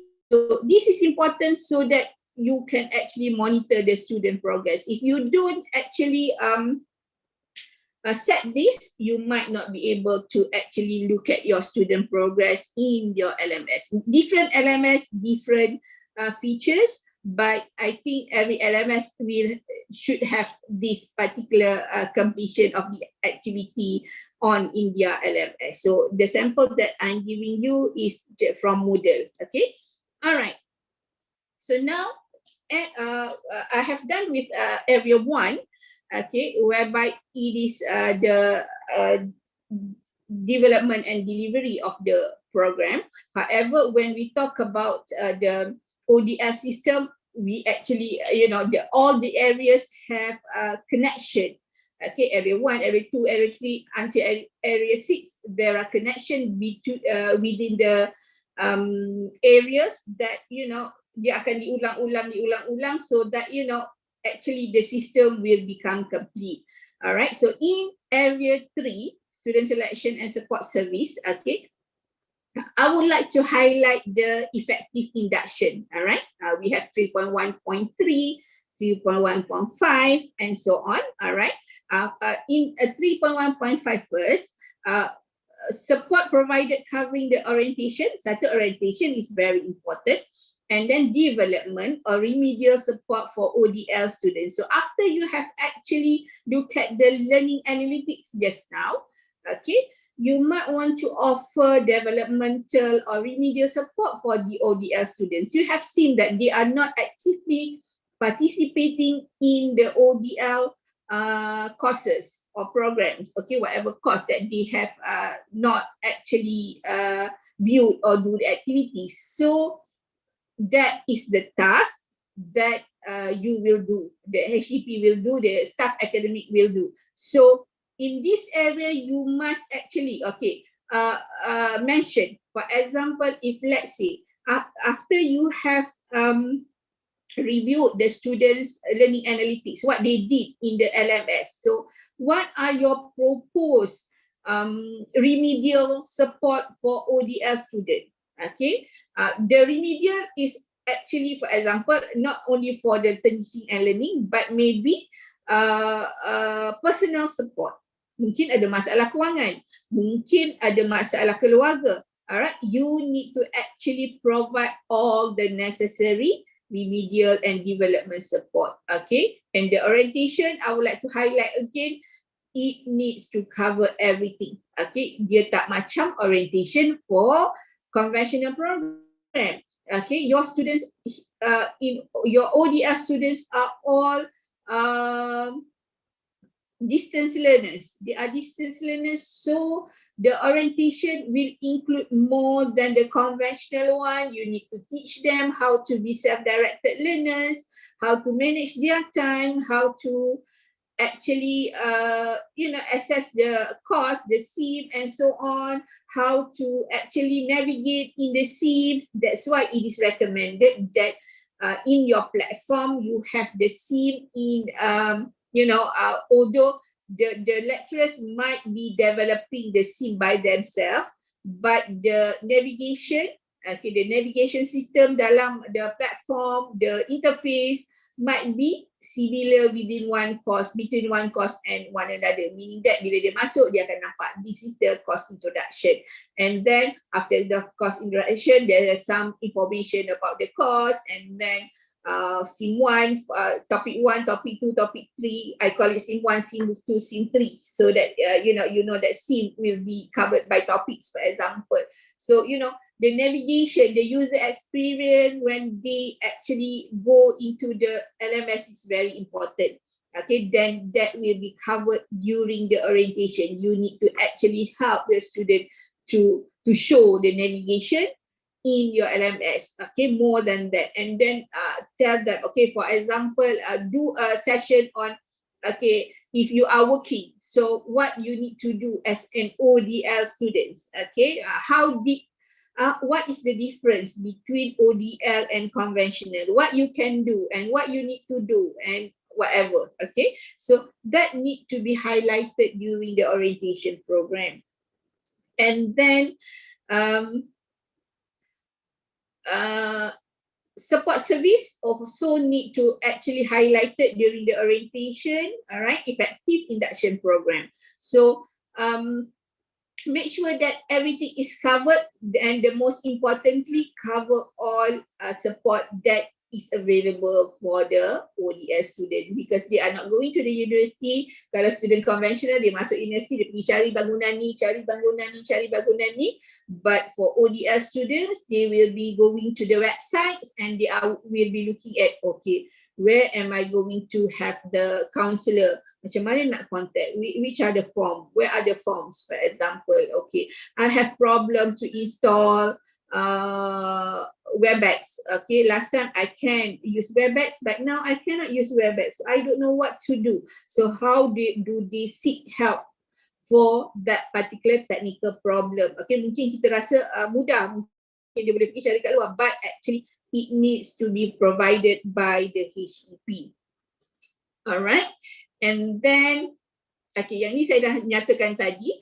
Okay, so, but I think that you need to actually give clear information. HEP, please give clear information about the requirement and demands. Alright, okay.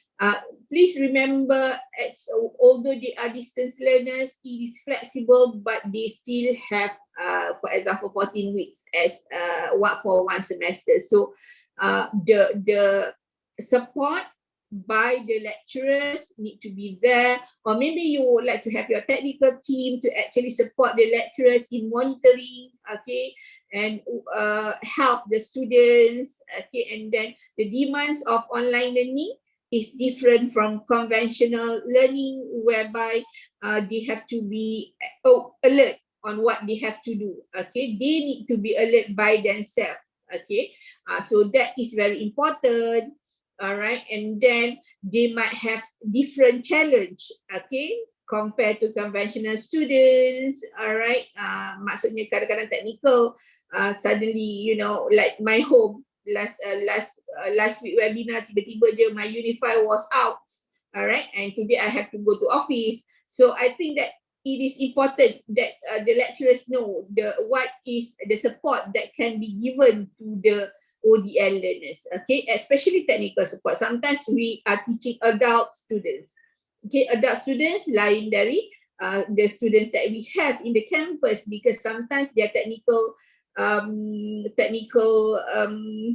abilities is different, okay. They might have not been using certain nak share, for example, nak share screen pun mungkin ada masalah. For example, when they use WebEx, so that might be problems, technical problems or academic problem. And then if we are teaching adult students, they might have, you know, different personal problem. Kadang-kadang datang jumpa lecturers cakap, okay, I have problem, my husband pergi cari orang lain, and so on. So that is the normal part in teaching ODL learners that, you know, mungkin kita jarang jumpa dalam campus, walaupun ada, but not much. But in ODL students, for ODL learners, the problems might be different from the conventional students. All right, so remember, overall support services must be designed to cater for all non-residential nature of ODL learners. Nama pun ODL learners kan, jadi mereka semuanya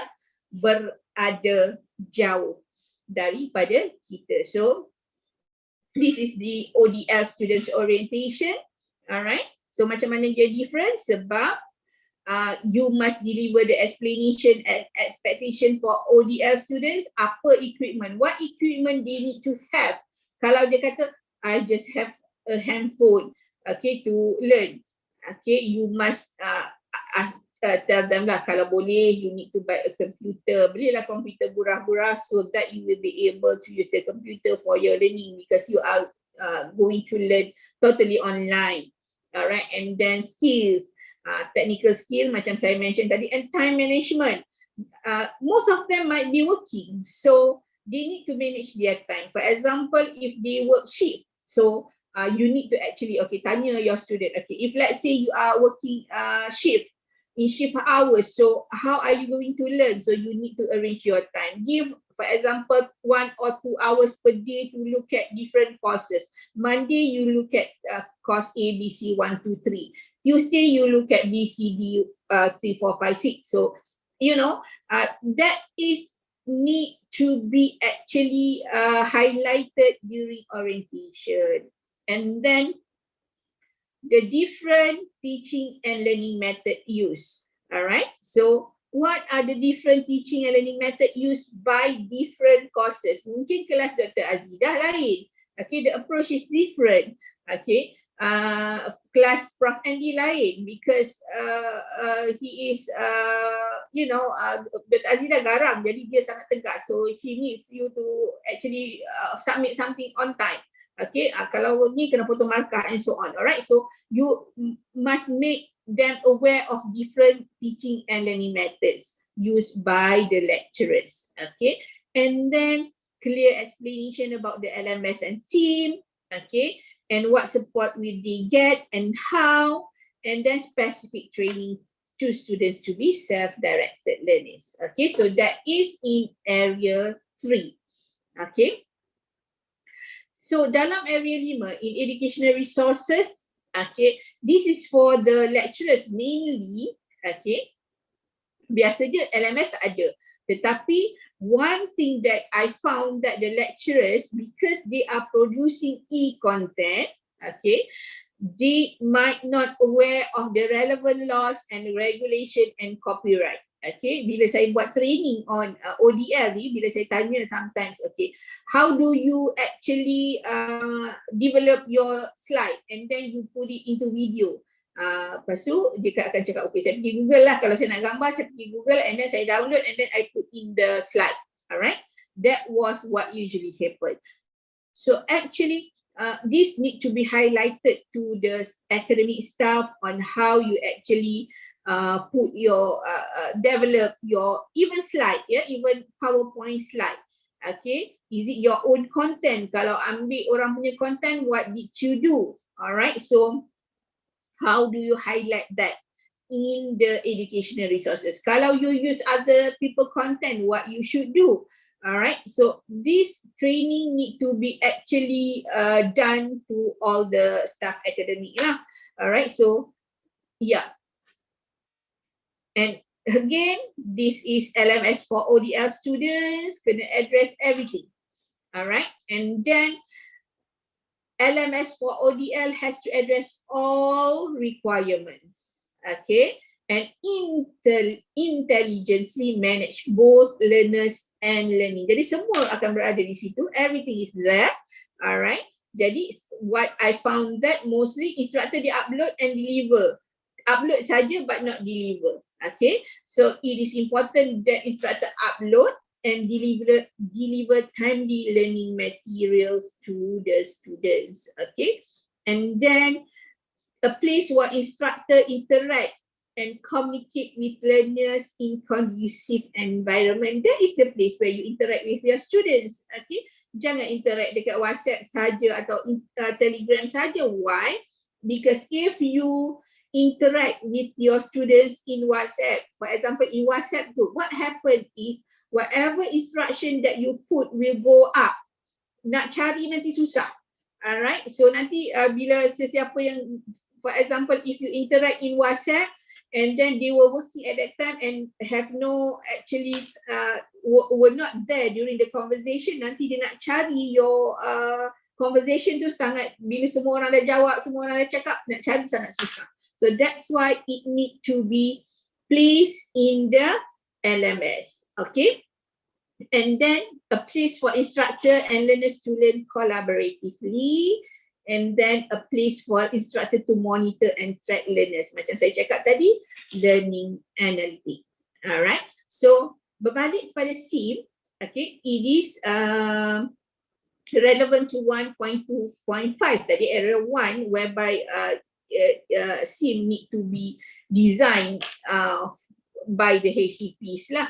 Okay, and then remember Puan Lilian mentioned in our first webinar last week, okay, when a new program, bila kita nak ada new program, okay, and for PA, SIM for semester 1, SIM for semester 1 need to be ready, okay, before the PA. Tak perlulah buat satu program, the whole program. Kalau program for 4 years, you don't need to actually, for PA, you don't need to actually provide all the courses lah for the whole 4 years. Only for the first semester to be actually reviewed by the auditor. Actually, especially ODL auditor will look at your first semester's courses. Kalau ada 3 courses in your first semester, then it will be sufficient enough to be actually developed for PA, ya. Jadi kena siap lah comprehensive for the 3 courses kalau ada 3 courses for the first semester.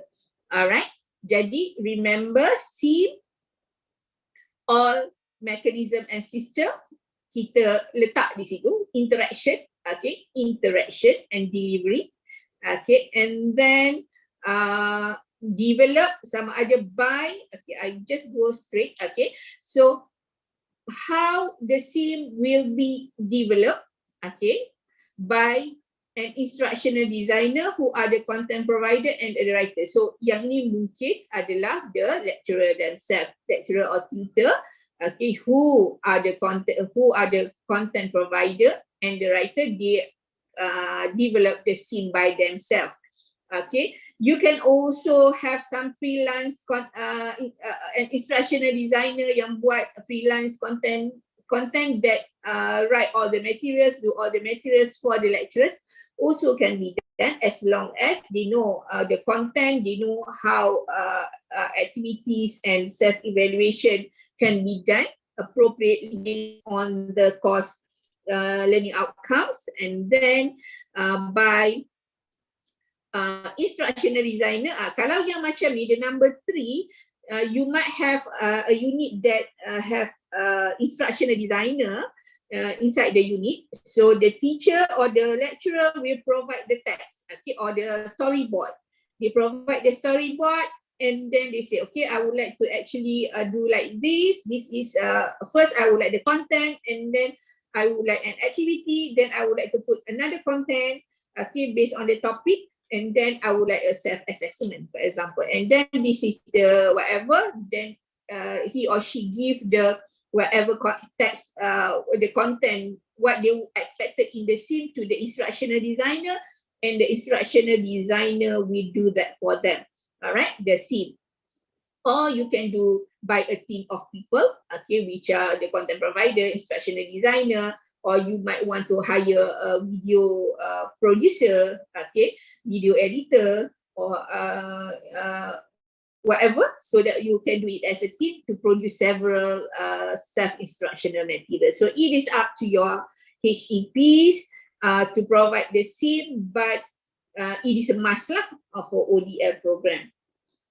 Okay, and then SIM for ODL program can be provided using you can adopt existing material. For example, you have your own materials in your conventional classes. Again, dah buat kelas secara konvensional semasa pandemik, and you would like to use that one, can, but need to actually redesign. You need to redesign so that you actually cover what is needed in the SIM.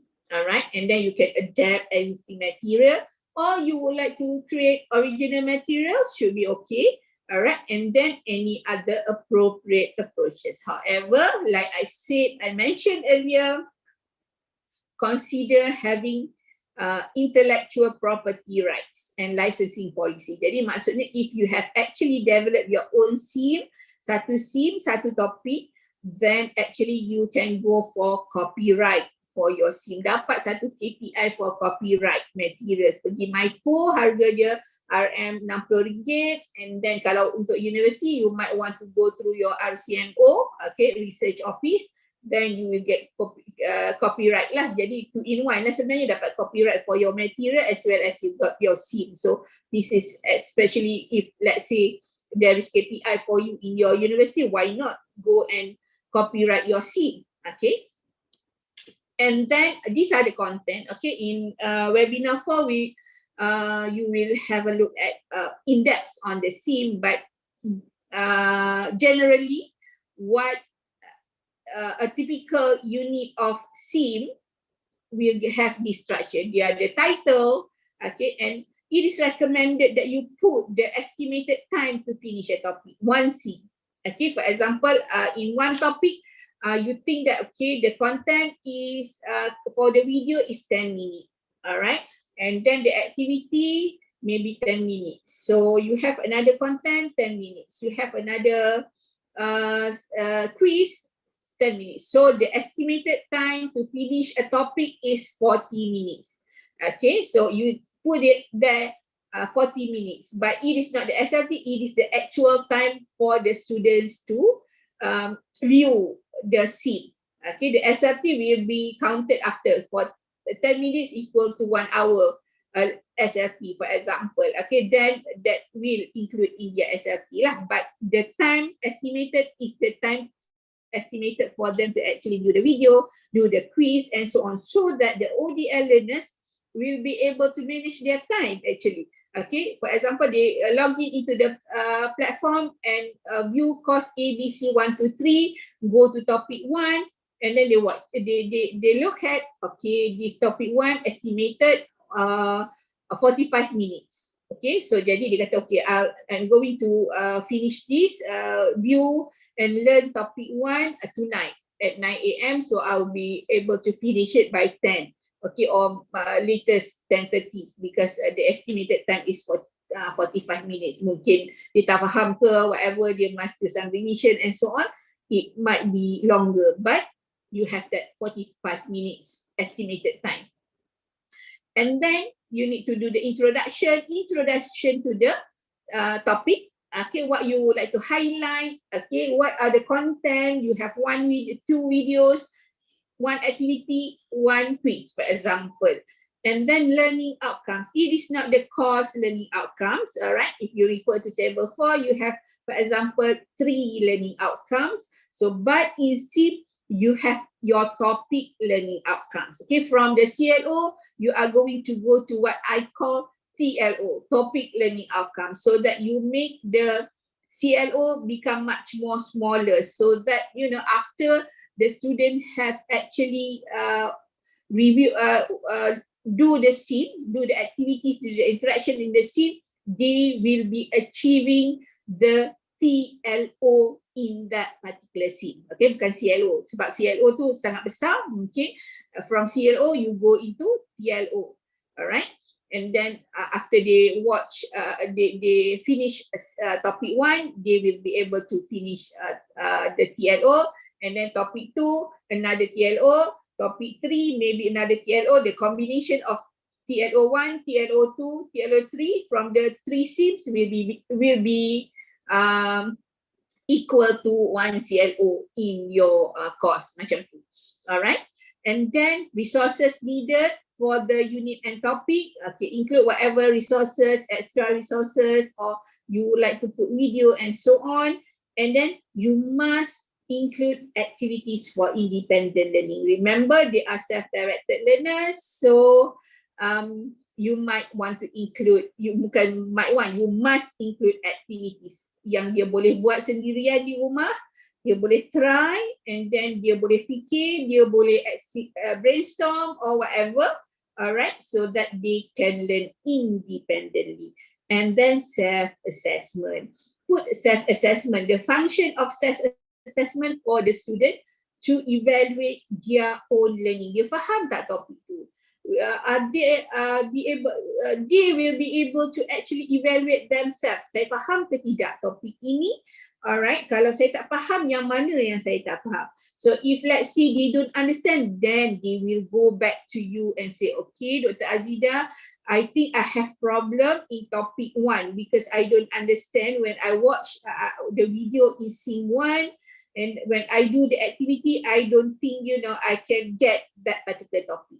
Then the remedial support for the student can be done. Okay, kalau dia dah siap dan dia tak cakap apa-apa, maksudnya everything is okay. When the assessment they get 5 out of 5, then they should be okay. You can have a look at the learning analytics.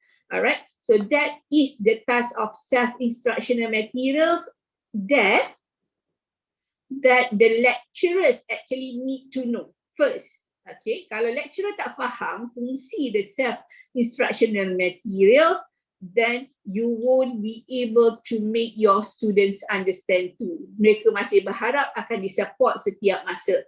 Alright, and then you won't go away with the lecture, the synchronous learning, if you are not giving you are not giving the students learning the interaction in the scene. Okay, remember scene is the main thing in ODL. Alright, jadi in ODL, okay, if we are looking at the quality of ODL, area 1, 3 and 5 tadi, we are looking at we are depending on the program development and delivery. Okay, so kita dah design cantik-cantik. We have designed, we have developed the program very good, meaning that okay, we have considered every area in MTA 01. We have actually tried to match everything so that it will cover all the ODL needs, okay, for the program. Okay, so kalau dah buat itu semua, should be good for your program. Okay, and then prepare your lecturers. Okay, I think that the lecturers' effort in ODL should be actually looked at, meaning that we know that in ODL the lecturers need to learn many things, right? Technical skill, okay, how to actually teach the students to be self-directed learners, and we kena release a bit, okay.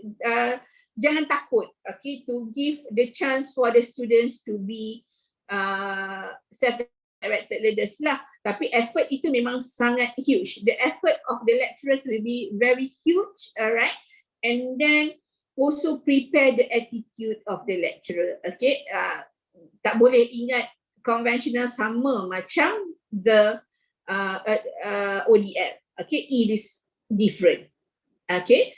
And then their technical skill. That's why we encourage, we hope to see that the lecturers are being trained to teach ODL students. For example, title like how to engage ODL learners, okay, how to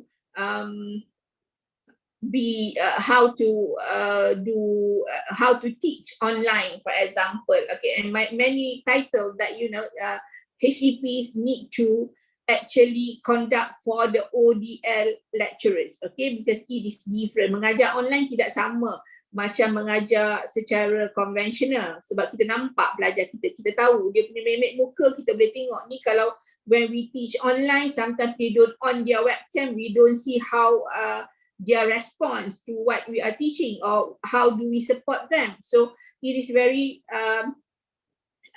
important that lecturers being trained on that. Alright, then please do give incentive to the lecturers' effort. Yeah, susah nak belajar benda baru, okay, new things, and then we encourage the HEPs to give incentive.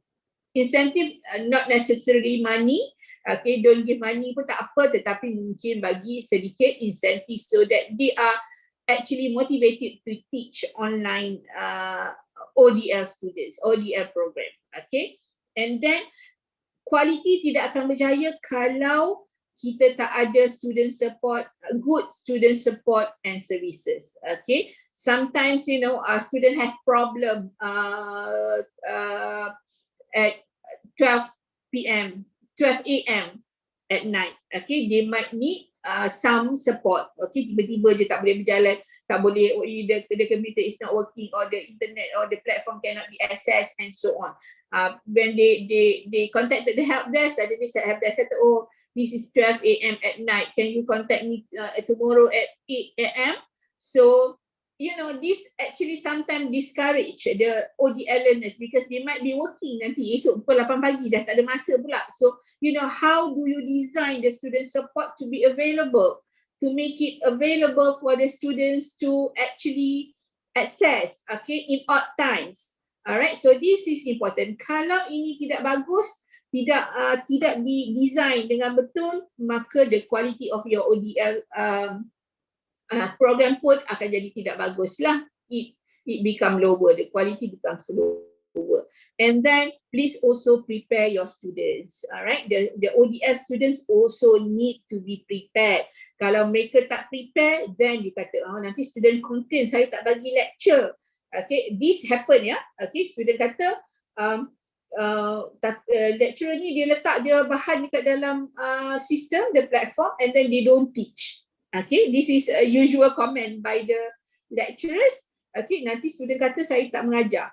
Alright, but if you prepare your student, you during orientation kena cakap, okay, you are not, we have less synchronous interaction because you are going to learn from the scene. So the scene, you can access the scene in your preferred time, during your preferred time, okay, but if you have problems in assessing or you have problem when you are doing the sim, you can contact the lecturers within this time and time, or you can email, you can whatever methods that can support the students learning. So the quality of ODL depends on these four, yeah. And then mesti ada full-time program leader in the program, and then coordinator, alright, conducive learning environment, proper facilities. Satu perkara adalah the proper learning environment bukan hanya untuk student tetapi untuk lecturer juga. Alright, kalau for example they are going to teach ODS students but their computer dia window zaman dulu-dulu punya window pun tak sesuai juga, right? So mesti ada proper support for conducive learning environment and proper facilities for the lecturers, for example, to record video sebab kita tak require them to produce SIM seawal yang mungkin kecuali untuk yang semester 1. So they might be actually designing and developing their SIM during the program before the program dapat FA. So mungkin they need some support in terms of facilities or apps or whatever, screencast to screencast, kena nak beli apps, okay, ataupun nak subscribe to Genially, for example. So that need to also be considered by the HEP, yeah? And then I highlighted the red in color, encourage innovation.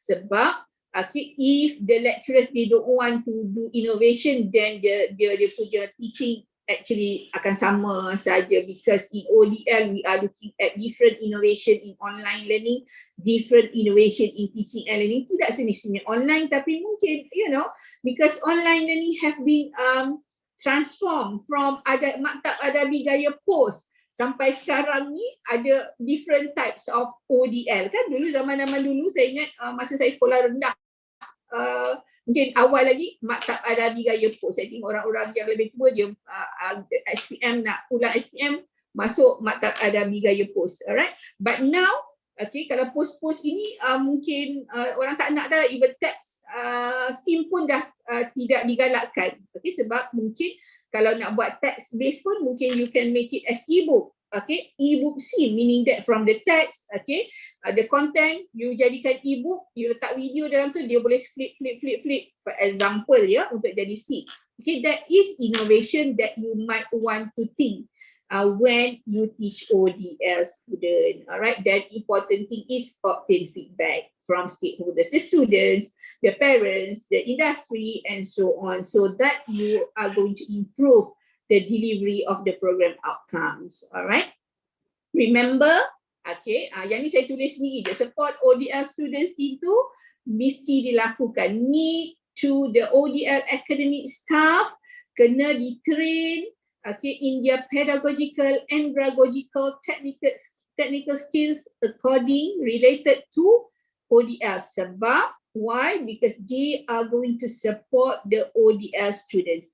If they are not well versed in these pedagogical, andragogical, technical skills, they are not going to be able to support the ODL students. Students are our clients, so you need to give them support in anything, in everything. Okay. Jadi yang ini saya highlight lagi, incentive to reward innovation of ODL must be clear. Okay, kena transparent, based on merit. Kalau dah tengok, it must not be monetary, but anything else boleh jadi apa-apa saja yang memberi reward and recognition to the lecturers. Okay, jadi dalam ODL system, make sure that, okay, kalau kita bercakap dari area 1, 3 and 5 tadi, sebenarnya ianya merangkumi semua the systems of the ODL system. Jadi mungkin dalam kalangan participant hari ini, you might be looking at embarking on ODL. Okay, jadi pastikan the whole system ready, the platform, the program first, okay, develop and establish. Okay, pastikan the lecturers know that the mode of interaction will be dominantly by asynchronous interaction. Okay, the system support and trainings. Okay, train dulu lecturers tu, the support staff and so on. Jangan tidak di-train ya. Sometimes we jumpa support staff as well as academic staff are not well trained to embark on ODL. Ini sangat menghampakan sebenarnya, sebab bila academic staff tidak di-train dengan betul, maka dia punya mentality is they are going to teach ODL students sama macam pelajar konvensional. Alright, and then self-instructional material kena prepare and consider copyright.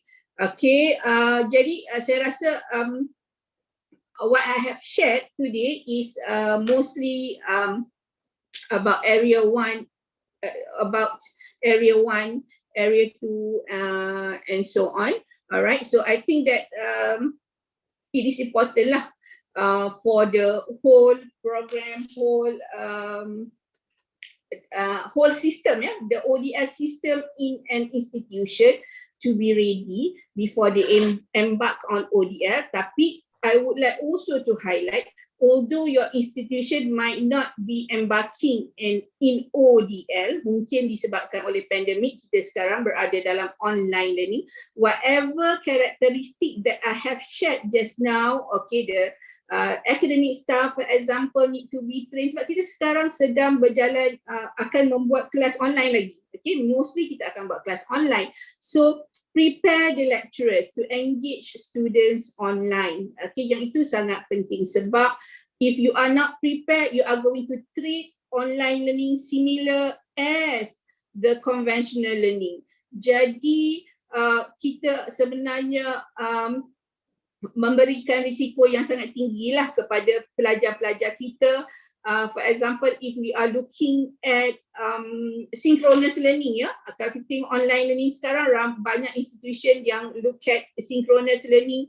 Pelajar-pelajar kita ada kelas pagi, tengah hari, malam dan sebagainya. Alright, that is actually not good for our student well-being. That's why webinar ini juga diadakan lah. Saya rasa disebabkan oleh kita nak membudayakan pembelajaran digital, yang mana kita juga melihat kepada well-being student kita sewaktu pandemik COVID-19.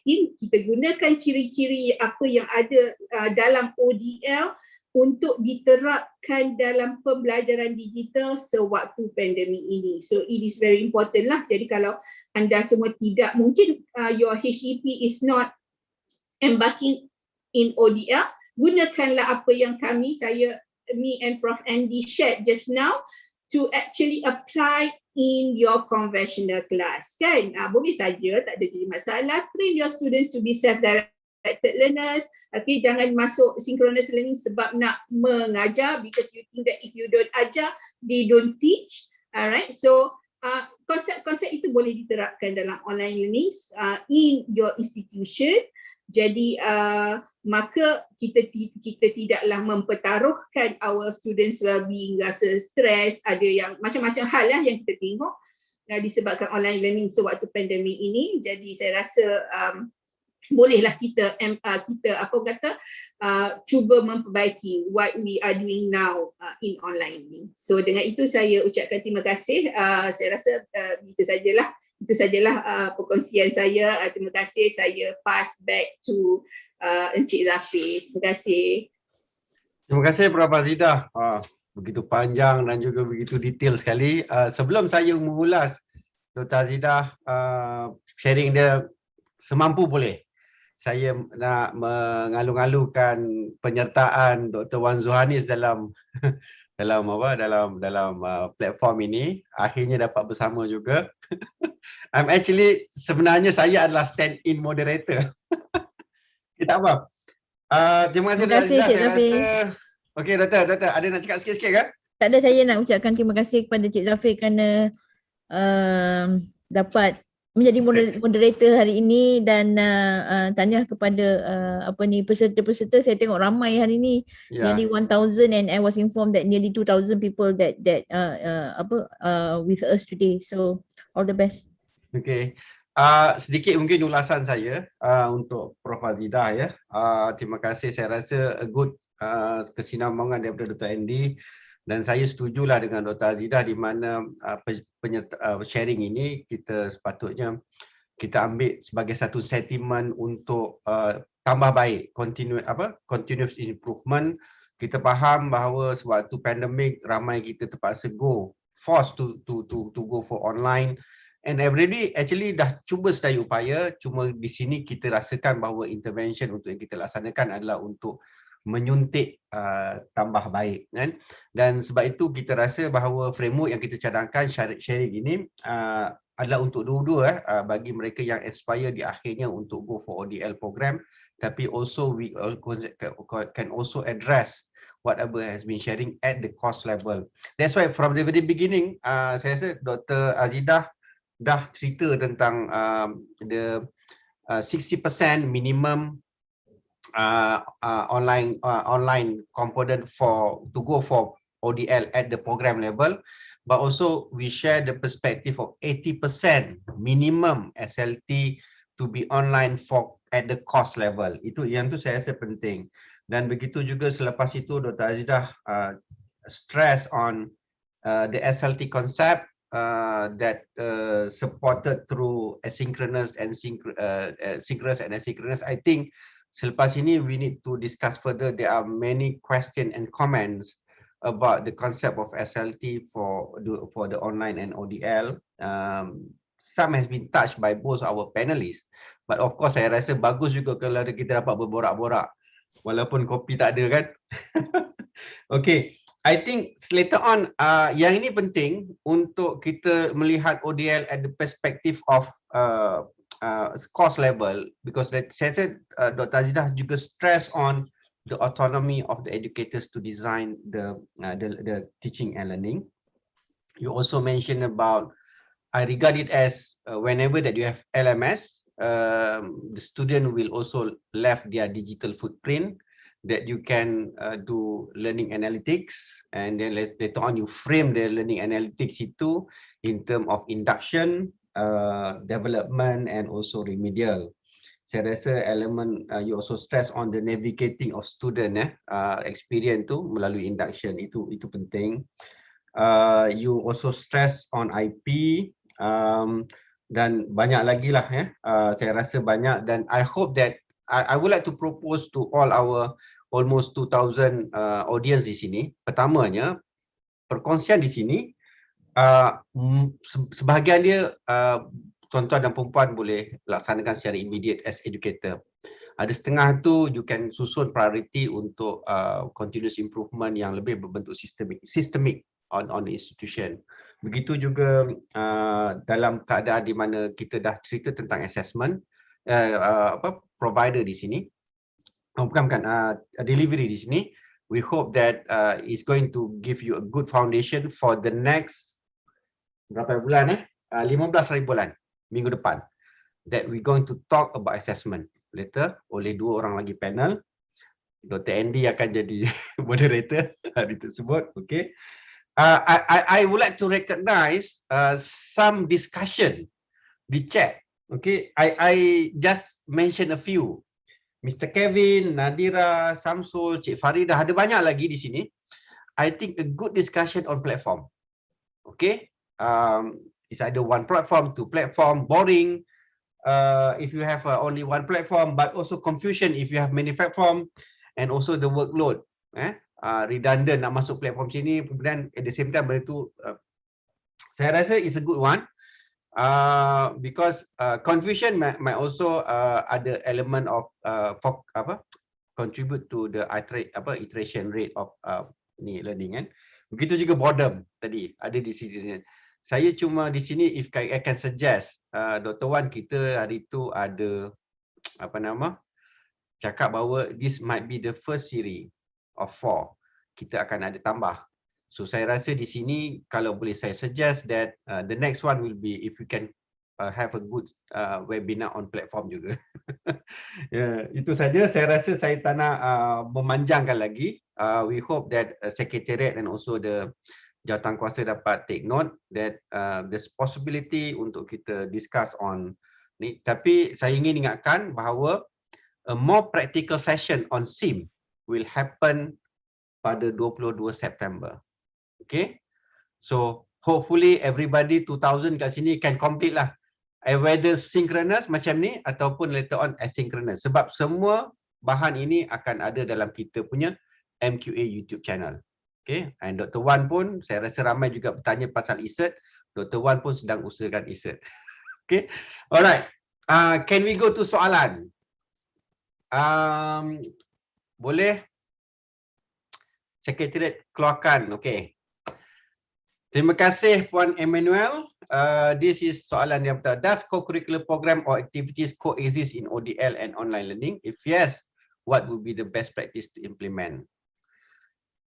So, siapa yang rasa-rasa nak ni, saya bagi kepada, sebab Dr. Azizah baru je lepas bercakap, penat lagi. Dr. Andy dah rehat lama, saya bagi pada Dr. Andy. Okay. Thank you, Tuan Zafir. I think there are two ways to filter this question. Number one, let us look at the learners for ODL programs for now.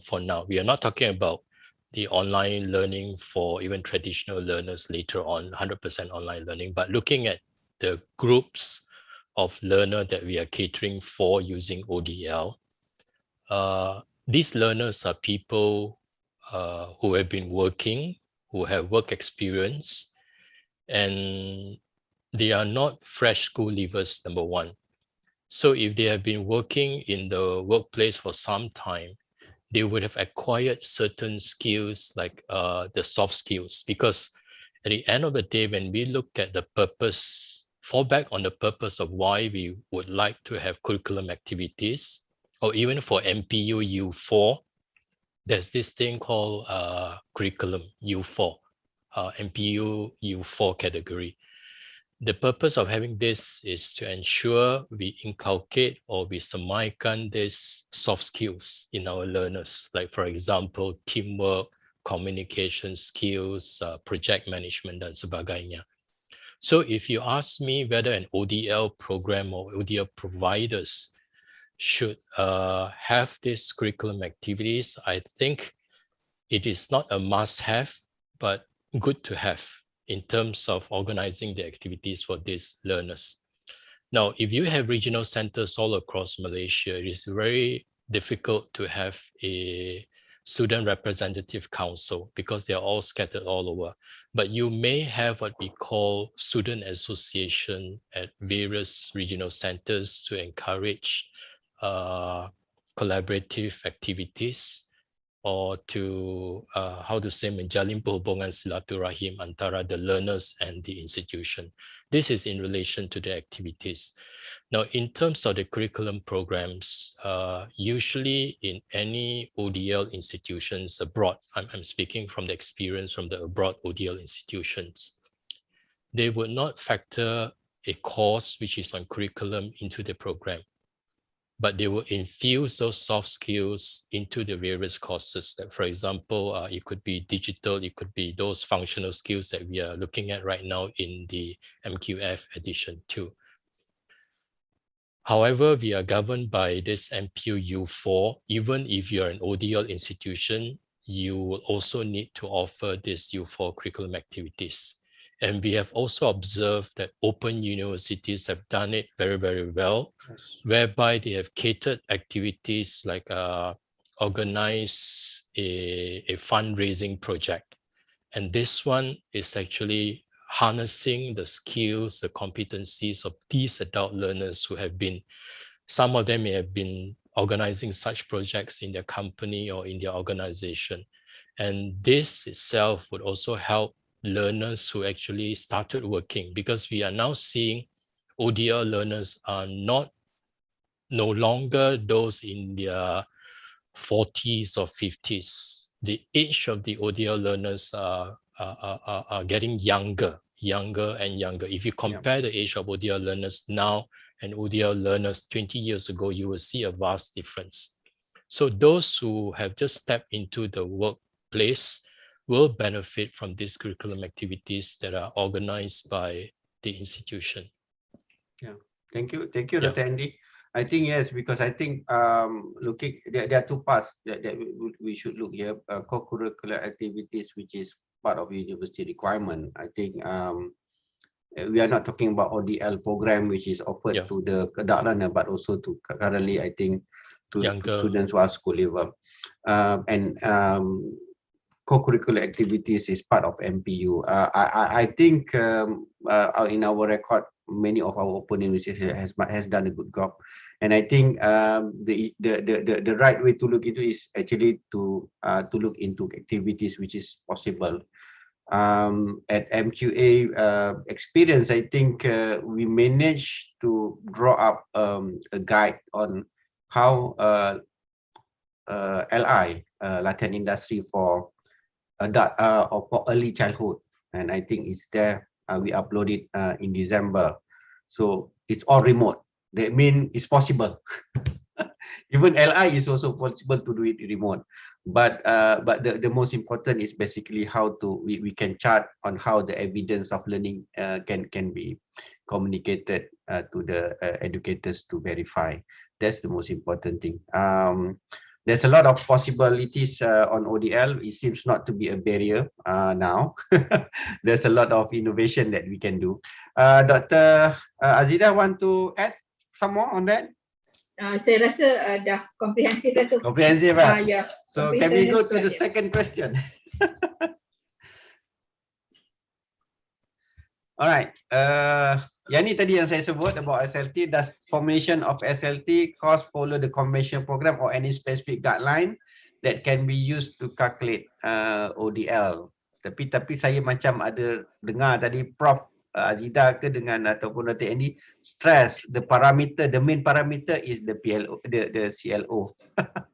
Okay, silakan. Saya ke? Ya, Dr. Azida lah, dah rehat dah. Dah minum kopi dah. Alright. So there's the formulation of SLT of ODL courses follow the conventional program or any specific guidelines that can be used. Alright. So if we would like to see the SLT for ODL course follow the conventional program, I think it is similar in terms of the SLT hours je lah. Okay, the SLT hours, teaching and learning plus assessment, it is the same, but in terms of delivery, okay, when we go, I would like to refer to table 4, like it is easier when we actually mention table 4, whereby in ODL, the SLT for teaching and learning, you should actually look at mostly at independent learning, all right, independent learning, whereby the synchronous part, online learning, face-to-face online, should be minimized, all right. should be minimized. So if let's say you say it is similar to conventional, it is different because in conventional, we are looking at the mostly at the SLT component for the physical face-to-face or face-to-face synchronous online, okay? But the independent learning should be less, all right?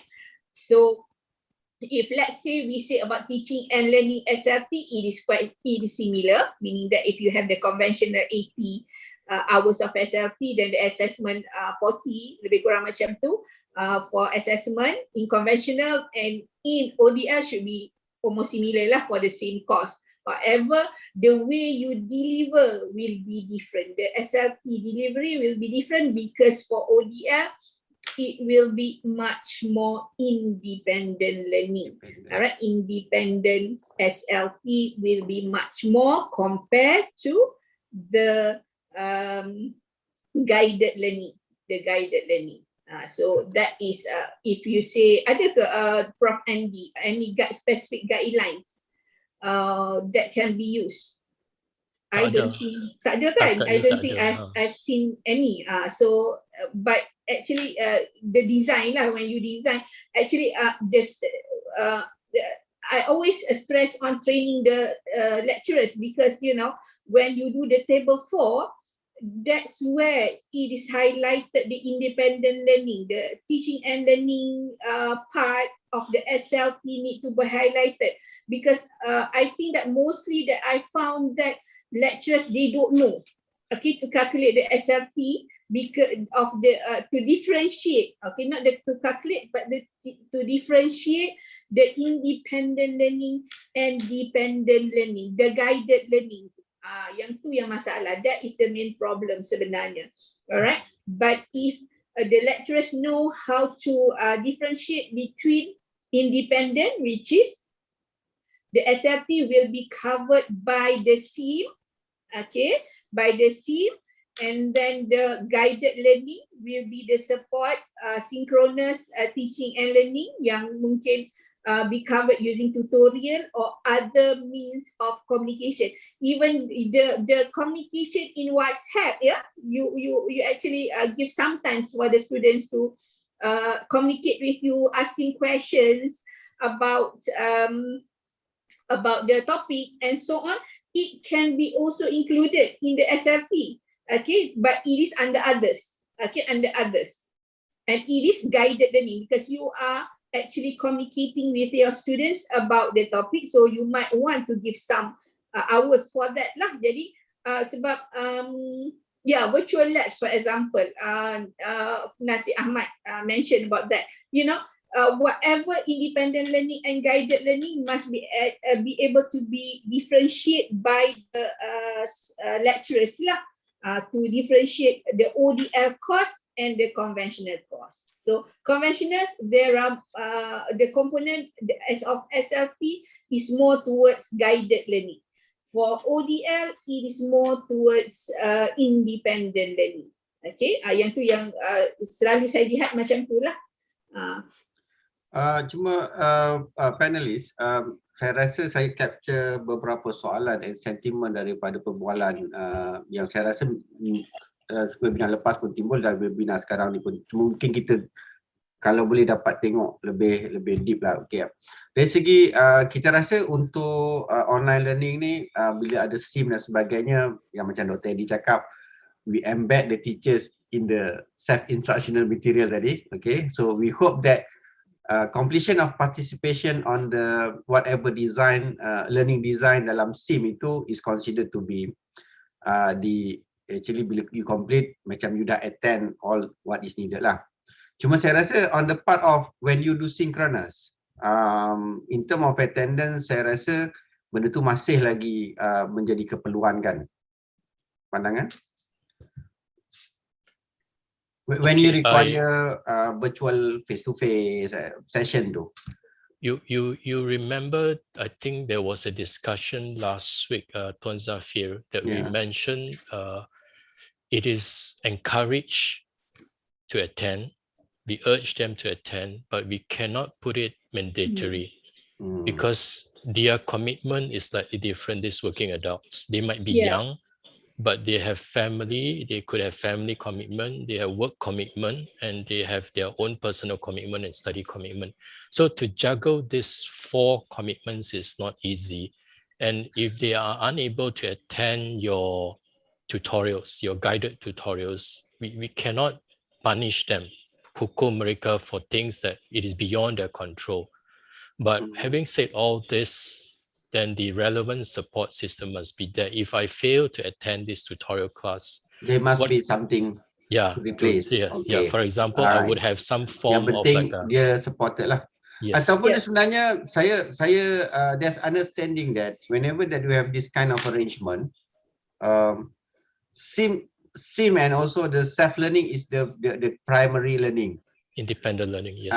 The independent. So the F2F and also, so dalam keadaan ini saya rasa if the design of blended learning sekarang ini lebih kepada virtual, that mean the attendant must be there lah. Yang bukan totally ODL sebagaimana yang kita ni lah. Alright. So what we hope that benda tu dapat differentiate when we go to ODL base, you shift the primary learning to self-learning. Yeah. So the virtual F2F tutorial become the support. So yang berlaku sekarang ni because of the pandemic, the primary learning tu masih berlaku di virtual ni. So whenever that primary learning masih di sana, element of attendance is still agak critical lah. So we hope that we can differentiate that. So boleh kita pergi ke I think before that, Tuan Zafir, before that, I think we would like to add, even though it is not mandatory, but it is the responsibility of the cikgu to see, let's say, for example, oh, I see that this student of mine tak hadir for 2 kali tutorial out of 3. So it's my responsibility to contact this learner to understand what exactly went wrong. Is it because of work commitment or is it because he couldn't follow up? So this is the non-instructional support services that we must extend. Extend. Because if we don't, we will lose the student. The student will just disappear from the radar. Alright. So itu yang ni kita tadi nampak the framework of LMS, LLS, kemudian induction, development and remedial tadi yang kita kan. Okay. So can we go to the next question?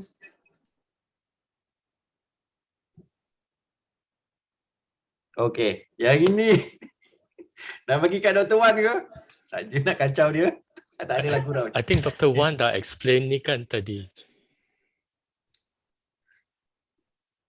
I think Wan ke Dr. Azidah ke Prof Azidah ke sorry, not Dr. Wan. I mean Prof Azidah tadi dah explain this one, the synchronous and asynchronous tadi. Alright. Can we pass this? Ada nak tambah ke Dr. Azidah? Saya rasa saya dah cover dah on that tadi kan. The SLT tadi. SLT tadi alright. So tadi dah boleh ambil. Okay, alright. Okay. Self-explanatory is very challenging to our students in ODL environment. Students still need guided explanatory. Do you have any solution to address this issue? Okay. When we design our SIM in our webinar nanti, webinar 4, we are going to focus on SIM.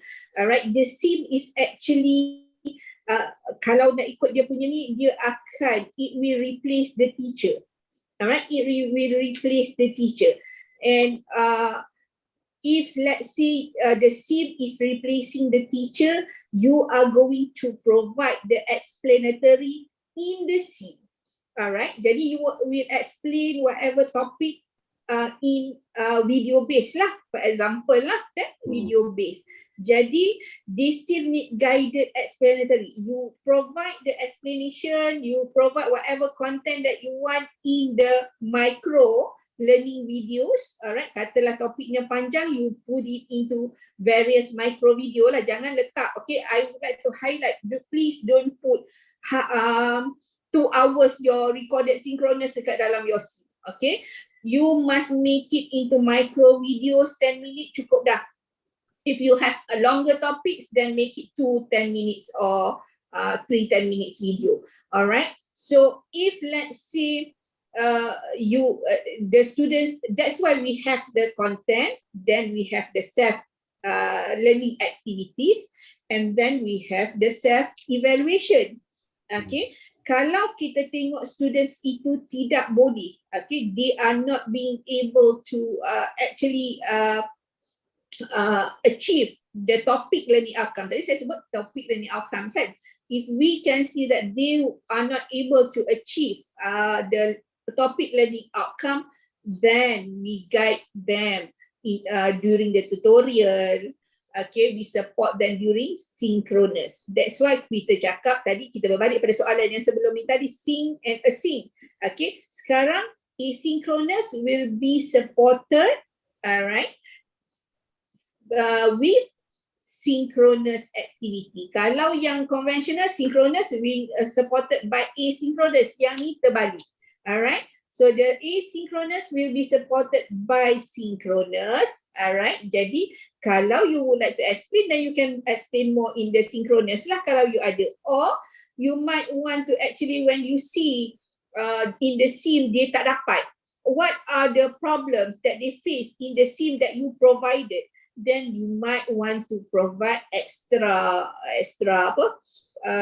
explanatory lah dekat dalam sim tersebut. You might want to do podcast, for example, record the video based on the question, maybe you letak discussion dekat situ, and then okay, you put your recorded explanation so that they will be able to listen to your explanation using podcast. Okay, tak semestinya video.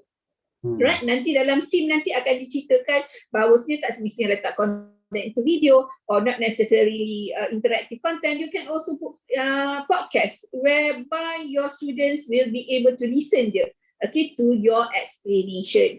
Okay, so itu adalah pelbagai kaedah dalam sim. Sim is not like, you know, straightforward. Content ini tak, you know, it will be very interactive. Itu jawapan saya lah. Okay. Dr. Eddie ada nak tambah? Just a bit on what Prof. Azida has mentioned is quite comprehensive. Just to rope in the role of the instructional designer.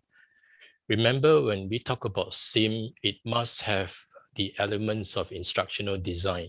So the instructional designer can be a different person, or it can be the content writer being given the knowledge of or competencies of an instructional design. So what does the instructional designer do actually? They are actually like the surrogate learner, meaning it is just like a learner, a test kit for somebody to use and assuming the role as a learner. So this instructional design will be asking questions like when you write the materials, they'll be asking questions like, do I understand the context of this topic? Is there any ambiguity? Where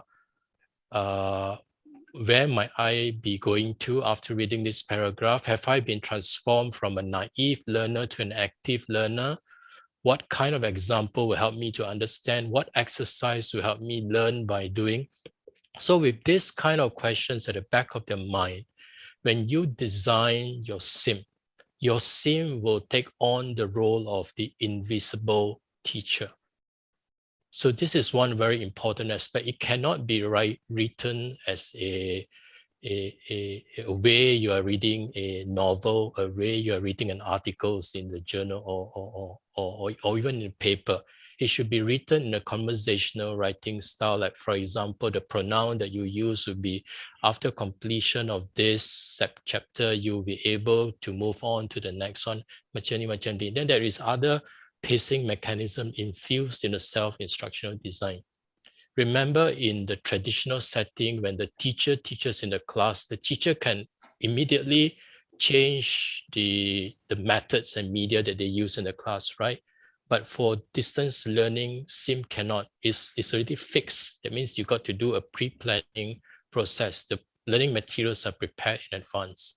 And this is where, remember, there are 4 characteristics of the SIM: self-explanatory, self-contained, self-assessed, self-directed. So if you don't have this 4, if you miss one of this, then it is not a complete SIM in replacement of the cikgu there. So these are the things that we need to really. Saya teringat dulu masa zaman-zaman yalah masa muda sikit. Tak ada tua. Pergi MPH apa semua, dia kan ada Microsoft for Dummy. I think itu dulu. So we need to read. But I think that is also contoh lama lah. Kan. Dan sekarang ni saya rasa we have abundant of maksudnya way of developing self-instruction, macam Prof Azida cakap, ada boleh buat video, ada boleh buat macam-macam lagi lah. Tapi saya mungkin ada nak connect. Saya minta maaf, kita jangan kita tunggu dulu pergi ke soalan yang seterusnya. Daripada Nur Fazlina ni, dia ada cerita pasal mungkin students kita ni ready tak? Of which saya nak connect juga. Tadi Prof Azida ada cerita pasal pedagogi, andragogi apa semua. That mean kalau kita tengok dulu ODL ni adalah untuk adult learner. That mean they are using andragogi. Okay. Dan dalam andragogi tu saya rasa one thing yang saya mungkin my perspective lah, diorang akan belajar dengan kematangan. That's why they drive their learning. So they are adult learner, they are matang, they know what they want apa semua kan. So kalau sekarang ni school leaver ambil ODL apa semua, dalam keadaan biasa sekarang kita guna takut juga dengan Prof Aziza kalau salah, pedagogi punya konsep apa semua. Adakah cabaran ini mungkin soalan, bukan soalan sekarang mungkin pada masa akan datang, of which yang we need to progress further. Akan ada cabaran tak oleh kita punya educator yang sekarang mendengar ni bahawa they need to be mindful of the profile of the student, ataupun student sekarang ni yang already a native, digital native are ready for independent learning. Itu mungkin complicated soalan lah, tapi I hope that of course, because saya rasa untuk kita punya discussion hari ni, kita bukan saja melihat kepada intervention immediate, but also untuk mereka melihat juga opportunity dan cabaran yang they need to recognize pada masa akan datang. The profile of student, school leaver, which is biasanya diorang more guided. Maksudnya guided tu maksudnya yang interaction face to face, as compared to adult learner yang lebih kepada nak sendiri, and then dia lebih pada andragogi lah. Mungkin Prof Azida ke Dr. Andy, Dr. Wan boleh masuk chip in You are also boleh. Akademi Negara juga. Okay. I think another point that we have to look at right now, especially the adult learners are getting younger by years. Okay. So it's not about andragogy alone. That's where you have to look at hudagogy. H-E-U, yes. hudagogy. So hudagogy is about how we are transforming a passive to an active learner. So this is actually, they are actually overlapping here and there, because pedagogy is about academic content in simple words, how you design the academic content to achieve your LOs and desired outcome. The others are vehicle that string along, that help you to achieve your target or your goals. So if it is getting younger by years, so it's time that we pause and ask ourselves this question: in designing my learning support services, how can I transform my learners to be passive into an active? So these are the areas that we probably need to look at, Tuan Moderator. Okay. Dr. Eddie telah tambah hotagogi, self-efficacy learning. Yeah. Okay. Dr. Azida nak tambah? Okay, saya tertarik dengan what Tuan Zafir mentioned just now ya. Digital natives, are they ready? And then adult learners pun are they ready lah sebenarnya, because in ODL we are talking about ODL, alright? Because when we talk about digital natives, our anak-anak kita lah kan, kita ni dah kita ni digital immigrants, whereby most of us lah, tapi sekarang ni kita boleh kan, kita ni sangat digital immigrants kebanyakan daripada kita compared to our children. Okay, so kita akan melihat perbezaan yang sangat ketara lah antara the adult learners in ODL as well as kalau ada digital natives yang masuk ke dalam ODL, we are looking at different era, different way of learning. Okay, sebab kalau kita kata the digital native they are ready, mereka juga tidak ready ya, sebab they are actually competent in technology. Mungkin ya kita just assume that they are competent in technology. Ya, they are advanced, dia boleh guna teknologi dengan pantas, dia boleh belajar teknologi dengan pantas, which is one of the requirement of ODL. Tetapi in terms of self-directed learning itu mungkin tidak. Mungkin tidak, sebab mereka juga perlu dipandu. They need to be also guided in learning. Kalau kita tak guide mereka, maka the teachers, if the teachers are not guiding the digital natives, maka mereka pun akan berada di awang-awangan. Okay. Sama juga dengan adult learners, they might not be actually competent with technology, tetapi dia punya motivation to learning mungkin different from the digital natives. So kedua-duanya ada cabaran yang tersendiri, tetapi what Prof Andy mentioned tadi, pedagogi self-determined learning yang perlu diterapkan kepada both of the digital natives and adult learners as well lah, the digital natives and the digital immigrants. Dan yang saya paling penting sekali, I think that when I keep on mentioning during my talk just now about the orientation program. And the orientation program is not only at the beginning. Sebenarnya for ODL lah, saya sarankan lah, this is my personal view. Sebab we are looking at different types of learners dalam ODL ini. Kita melihatkan kepada yang mungkin adult learners yang memang just nak masuk belajar just for fun. Ada juga, they just want to earn university degree tapi dia dah actually memang dah kerja, dah established, dah ada anak pinak pun, right? So I think that looking at this point, alright, the self-determined learning ini sebenarnya perlu diterapkan di awal pengajian. That's why the orientation tadi saya tekankan perlu masukkan. Dia orientation for ODL learners adalah sangat berlainan. Yang itu yang HEP need to actually look at lah. Kena ajar, okay, dalam to be self-directed learners macam mana?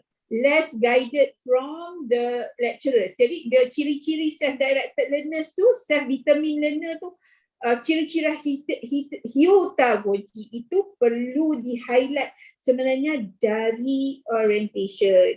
Okay, dari orientation dan gradually sentiasa diingatkanlah sepanjang pembelajaran mereka lah, sebab kita tak boleh just assume. Okay, kita banyak hidup dalam assumption. Okay, bolehlah ni, kita buat macam ni, bolehlah ni, kita buat macam ni. But sebenarnya kita kena balik ke alam nyata lah. What happened out there for ODL learners? Memang ada banyak masalah sebenarnya. Ada yang lost pun. That's why remedial support, balik pada tadi lah. Remedial balik, sangat bawa penting. Dia ke pangkal jalan. Ya, balik ke pangkal jalan. Learning analytics tu sangat penting. Alright, kalau kita tengok learning analytics dia hilang, why not pergi cari mereka? Kena carilah, itu tanggungjawab the lecturers. Okay, and the HEP as well. Okay, jadi balik-balik sebenarnya whatever MTA dah buat dalam the MTA 01 tu, soalan-soalan tu sebenarnya perlu dijawab, that not only you answer that but you apply it. Need to be applied. Okay, jangan apa kata tulis je kan, tak nampak benda ni dibuat. Yang itu yang penting. Okay. Terima kasih. Dr. Wan ada nak tambah ke? Ada. Okey, cuba sebelum Dr. Wan tambah. Sila menunggu-nunggu. Sebelum Dr. Wan tambah. Tadi dah ditambah pedagogi. Ni Puan Ung Huai Lau dah tambah pula paragogi. Pedagogi. Okey, tambah Dr. Wan. Saya tambah dengan cybergogi. Cybergogi. I think saya ada share link tu. I think I give a talk dulu in 2018 di UPM masa tu on immersive learning on cybergogi.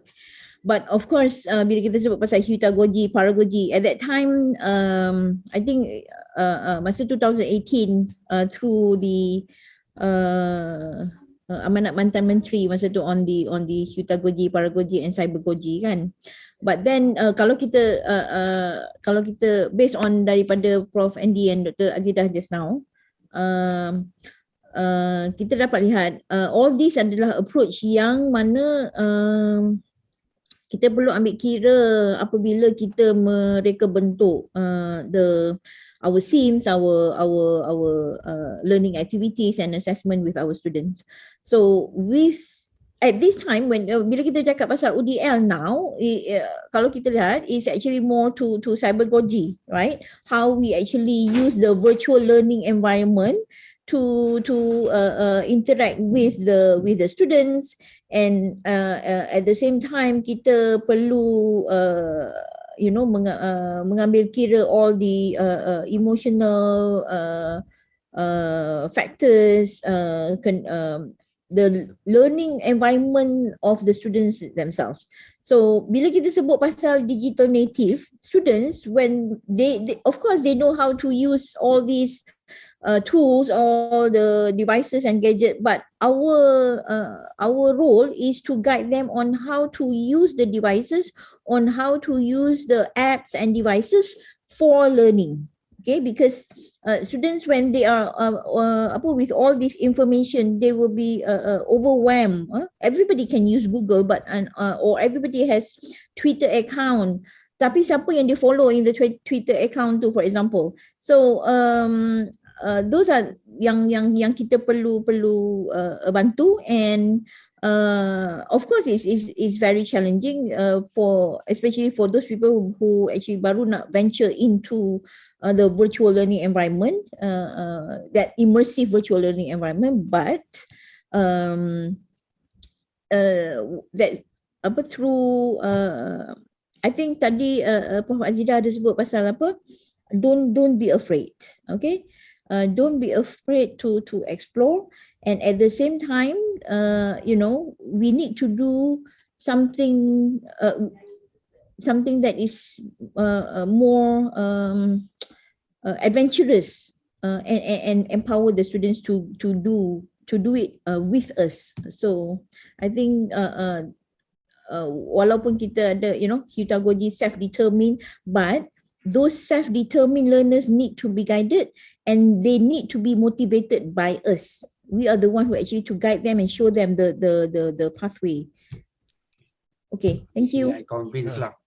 Even though learning is fun, but it's also require maturity. So maybe to add on sikit lagi, Tuan Zafir and colleagues. Okay. 2 minit je. I think we have to understand these digital natives or digital immigrants. Some may even call it digital immigrants. Their purpose of using the digital apps or tools are primarily for socializing, number one, or for entertainment. So it is how we are going to connect this to the learning process, as what Prof. Wan has mentioned here. So the assumption cannot be if you are digitally savvy, you'll be doing very well in ODL online learning. No, it's bringing them and connecting the dots, meaning in your teaching and learning activities, you may infuse things like gamification to arouse their curiosity, their interest in learning.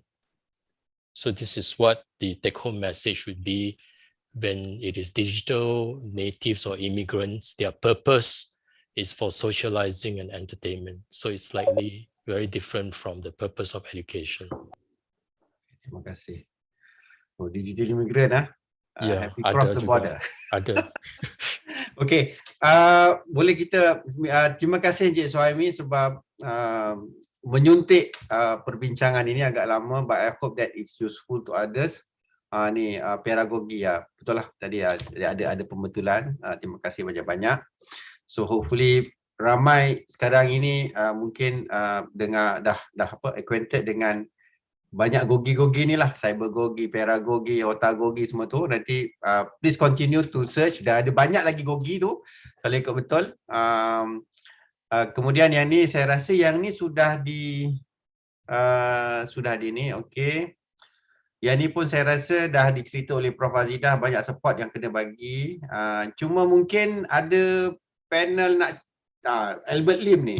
ada siapa nak mungkin share experience? Kita ada 2 pemenang anugerah Akademi Negara bagi Pengajaran. Prof Azidah dengan Dr. Wan. Okay. Kita ada orang lama dalam ODL, dah lama dah ni. Dan memang kalau ikut betul dah masuk ancient dah kot dia punya Prof Andy.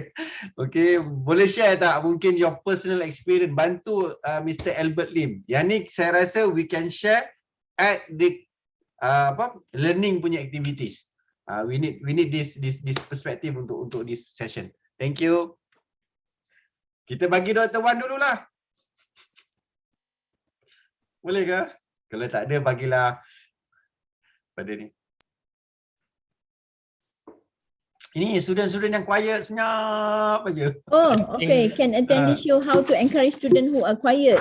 Okay, talk only when asked. Okay. Talk only when asked. My approach has always been lecture by questioning. Yeah. Okay, lecture by questioning. Lecture by questioning. Give more question daripada information Oh, of course.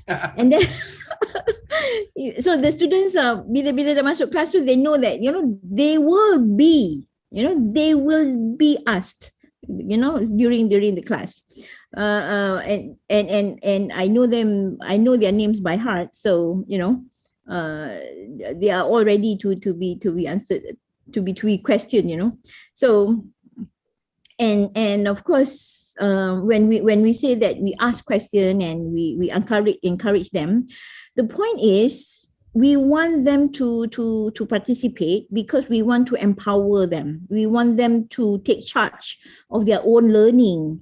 And when they take charge of their own learning, then they will know that they have that responsibilities and to learn and to master. After they master, they share with others. Itu yang tadi yang pedagogy tadi tu. Pedagogy tadi tu, learn and yes. Cuma I think our role is to also pick the curiosity tu. Macam mana kita nak to make them curious about what you teach, about what you're learning with them. So because you have to have that mindset that you are learning with them. Tadi dah kata diorang tu digital natives and kita ni digital immigrants. Some of us are baby boomers and they are zoomers. Gen Z, they're going to call it zoomers kan. Now become zoomer lah, dia guna zoom kan.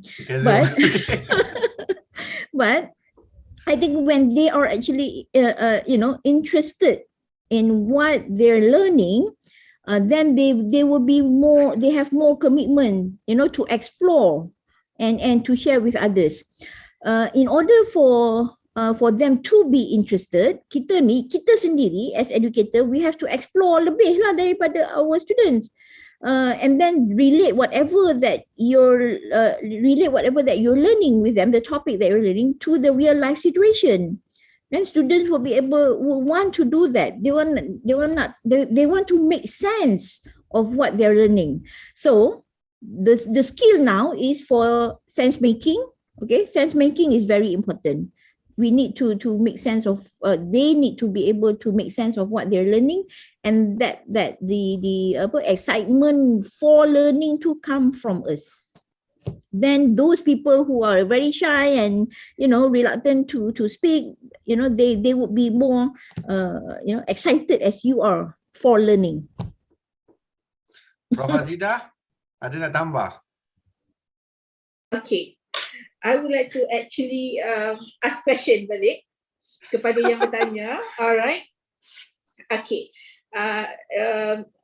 Maybe Dr. Albert Lim tanya, can attendee share how to encourage students who are quiet? My question to Dr. Albert if the students are quiet, do you think they are not learning? Soalan saya. Maksudnya, adakah bila mereka tidak bercakap, alright, they are quiet in class, adakah bermakna mereka tidak belajar? Alright. So that is my question. Okay, maksudnya tidak semestinya when they are not talking, they are not learning. Alright, yang itu satu konsep yang mungkin kita tak perasan sebab dia senyap saja, mungkin dia he or she are not, you think that they are not responsive to what you are teaching or you are interacting in your class, maka you rasa dia tidak belajar. Mungkin they are quiet but they are learning. Alright, tetapi the problem is we don't know. Okay, we don't know how much they learn. Alright, then what they learn because they are not talking. Alright, they are not speaking. They are too quiet. So that's why saya nak highlight what the words that Dr. Wan mentioned just now, empower them. Alright, so empower a student is not only getting them to speak. Okay, getting them to speak when we ask questions. Okay, there are many types of interaction that we can actually do in our class lah, even in ODL. Sebab tadi saya nampak ada komen bahawa susah nak buat in ODL class. I don't think that is a problem if we try. Okay, for example kalau kita tanya soalan synchronously, they might not be able to answer because they are not well prepared. Sometimes people they need to think before they speak. Dia bukan jenis macam saya ni macam jenis belasah je lah. Okay, salah ke tidak ke whatever, okay, itu belakang kira, but saya akan jawab. Alright, ada orang yang dia when we ask question dia akan macam stuck sekejap. Alright, they don't know what to answer, although they know the answers because dia tidak dilatih untuk bercakap, untuk deliver what they have in mind. Alright, dengan bercakap. Okay, that's why we have different learning styles of students. Different students have different learning styles. Ada yang belajar secara visual, ada yang belajar secara verbal, dia kena cakap baru dia belajar. Ada yang belajar secara kinestetik. Dia kena buat baru dia boleh kita nampak, okey dia buat, barulah tahu dia ni pakar dalam ini sebenarnya. We know that they have learned. So sebenarnya memang kita kalau dia memang dia tak boleh nak bercakap, when we try to encourage them pun akhirnya kita akan jadi frustrated sebab they are not going to speak. Alright, so we must try different types of getting our students to empower our students lah. Contoh, saya suka letak podcast sebab sekarang ni saya selalu guna podcast sebab saya dapat dengar each of my students. Saya ada ramai students. Kalau kelas saya yang undergrad tu, kelas saya tu dekat 200 satu kelas. Right? So you won't be able to, naknya online learning ni, you won't be able to know your students pun. Yang beberapa yang selalu bercakap tu je yang we will know the names and so on. Yang belakang-belakang tu yang tak on pun the Webex, the kamera memang kita tak kenal lah. So, but I need to know that they are learning. Alright, 100 lebih. So, I like to use podcast for example so that I can hear their voice. Dia kena cerita, dia kena buat apalah within the task. Okay, or I would like them to draw something. Okay, ataupun buat mind maps ke whatever. So, different approach, different way that I know they have learned. Okay, sebab yang bercakap banyak tu kadang dia cakap dia banyak. Okay, tetapi dia punya cakap tak ada point. Okay, there's no point on kita tanya, dia cakap, dia boleh cakap. Tetapi they are not answering our questions. Alright, that's why I try to empower them using different methods, different strategies lah. Sebab setiap orang ada different learning style. That's what I always do lah. Saya tak encourage only bercakap, but menggunakan kaedah yang berlainan. Macam contoh chat, menjawab melalui chat. Ya. So maksudnya sekarang ni, tanya, participation is not only based on bercakap oral punya interaction sajalah. It can be many. It can be synchronous and asynchronous juga. Okay. Prof Andy dia dah tunggu lama dah. Okay, thanks Tuan Zafir. I think just to go back to the principle of ODL, remember when we talk about the delivery and learning support services, we want to see two very prominent aspects here. Number one, how do we encourage independent learning? Number two, how do we promote interactive learning? So these two must go hand in hand if you want your program or your course to be a successful ODL course. Now, independent learning, we have spoken about that at length just now. Now, the interactive learning part where Albert brought this up. I think I would like to look at this from another dimension, which is actually we must address the psychological dimensions of remote learning. The psychological dimension is very real. In psychology aspect, I think this is known as social presence. The social presence here covers a few aspects of facade, like social respect, social sharing, open mind, social identity, and intimacy. Do you realize that among us here who are present, let's say 900 of us present here today, you would tend to tell or speak to this person whom you trust, whom you respect. You will open up to these people.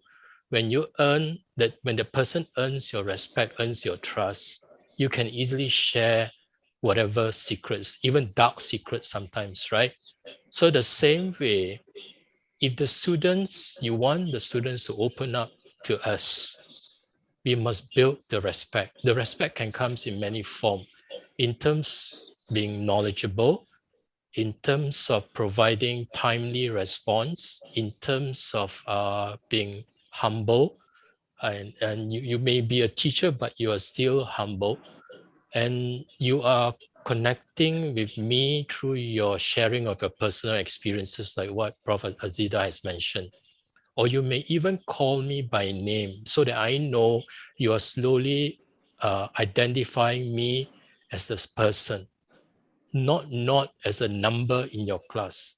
So with all this being addressed, I think you will instill the confidence of this learner to come out from the cocoon and be himself or herself. I think this is a part that I would like to emphasize. The psychological dimensions play a very important role in remote learning. Thank you, Prof. Andy. Saya juga nak terima kasih. Thank you to all our audience who continue, walaupun tak boleh bercakap secara live di sini, tapi continue to share their thought also. This is considered to be pedagogy juga that we embrace through this platform. And also thank you to Albert Lim. Dia dah declare dah dia akan terus berjuang. Dia dah declare pada Dr. Azidah tadi.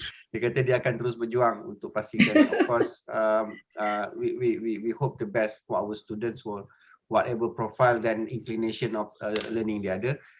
Boleh tak saya ambil the last question? Dah nak pukul ni, saya tak nak hold another more time for your lunch. Saya rasa masing-masing pun dah mula ni. One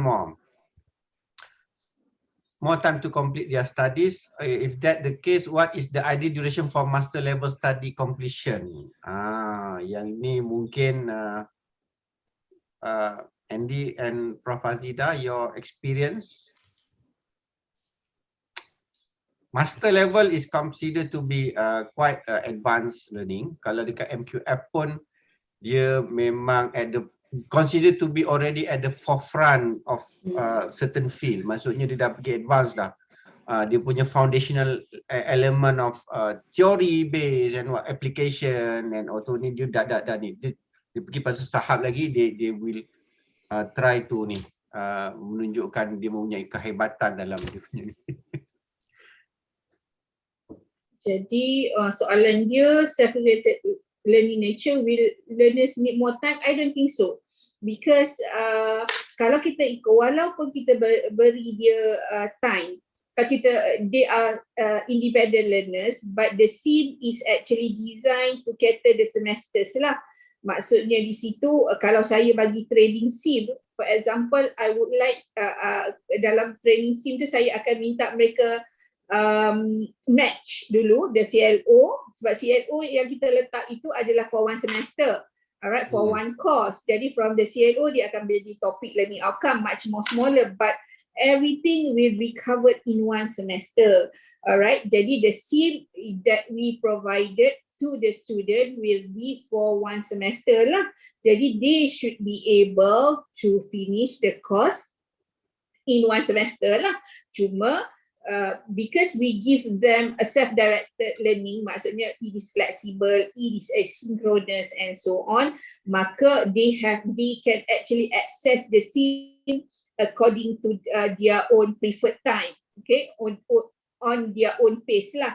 Tetapi still they have that 14 weeks, for example, for one semester. Dia tak bolehlah pula exceed that 14 weeks. Jadi still dia akan follow the same time, same semester time with the conventional student, tetapi cuma kita benarkan within that particular semester ia je jadi lebih fleksibel.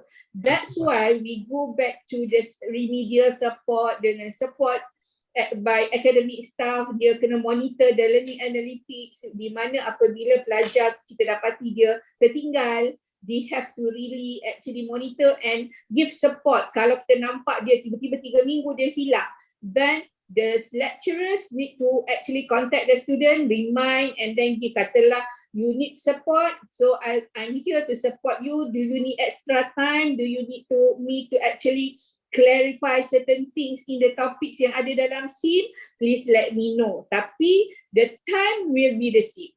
Okay, tak ada beza pun dengan conventional program. Maksudnya samalah. Kalau dia part time jangka masa ni, full time dia pun jangka masa ni juga. Sama saja. Ikut apa yang program dah design lah and develop for that particular program.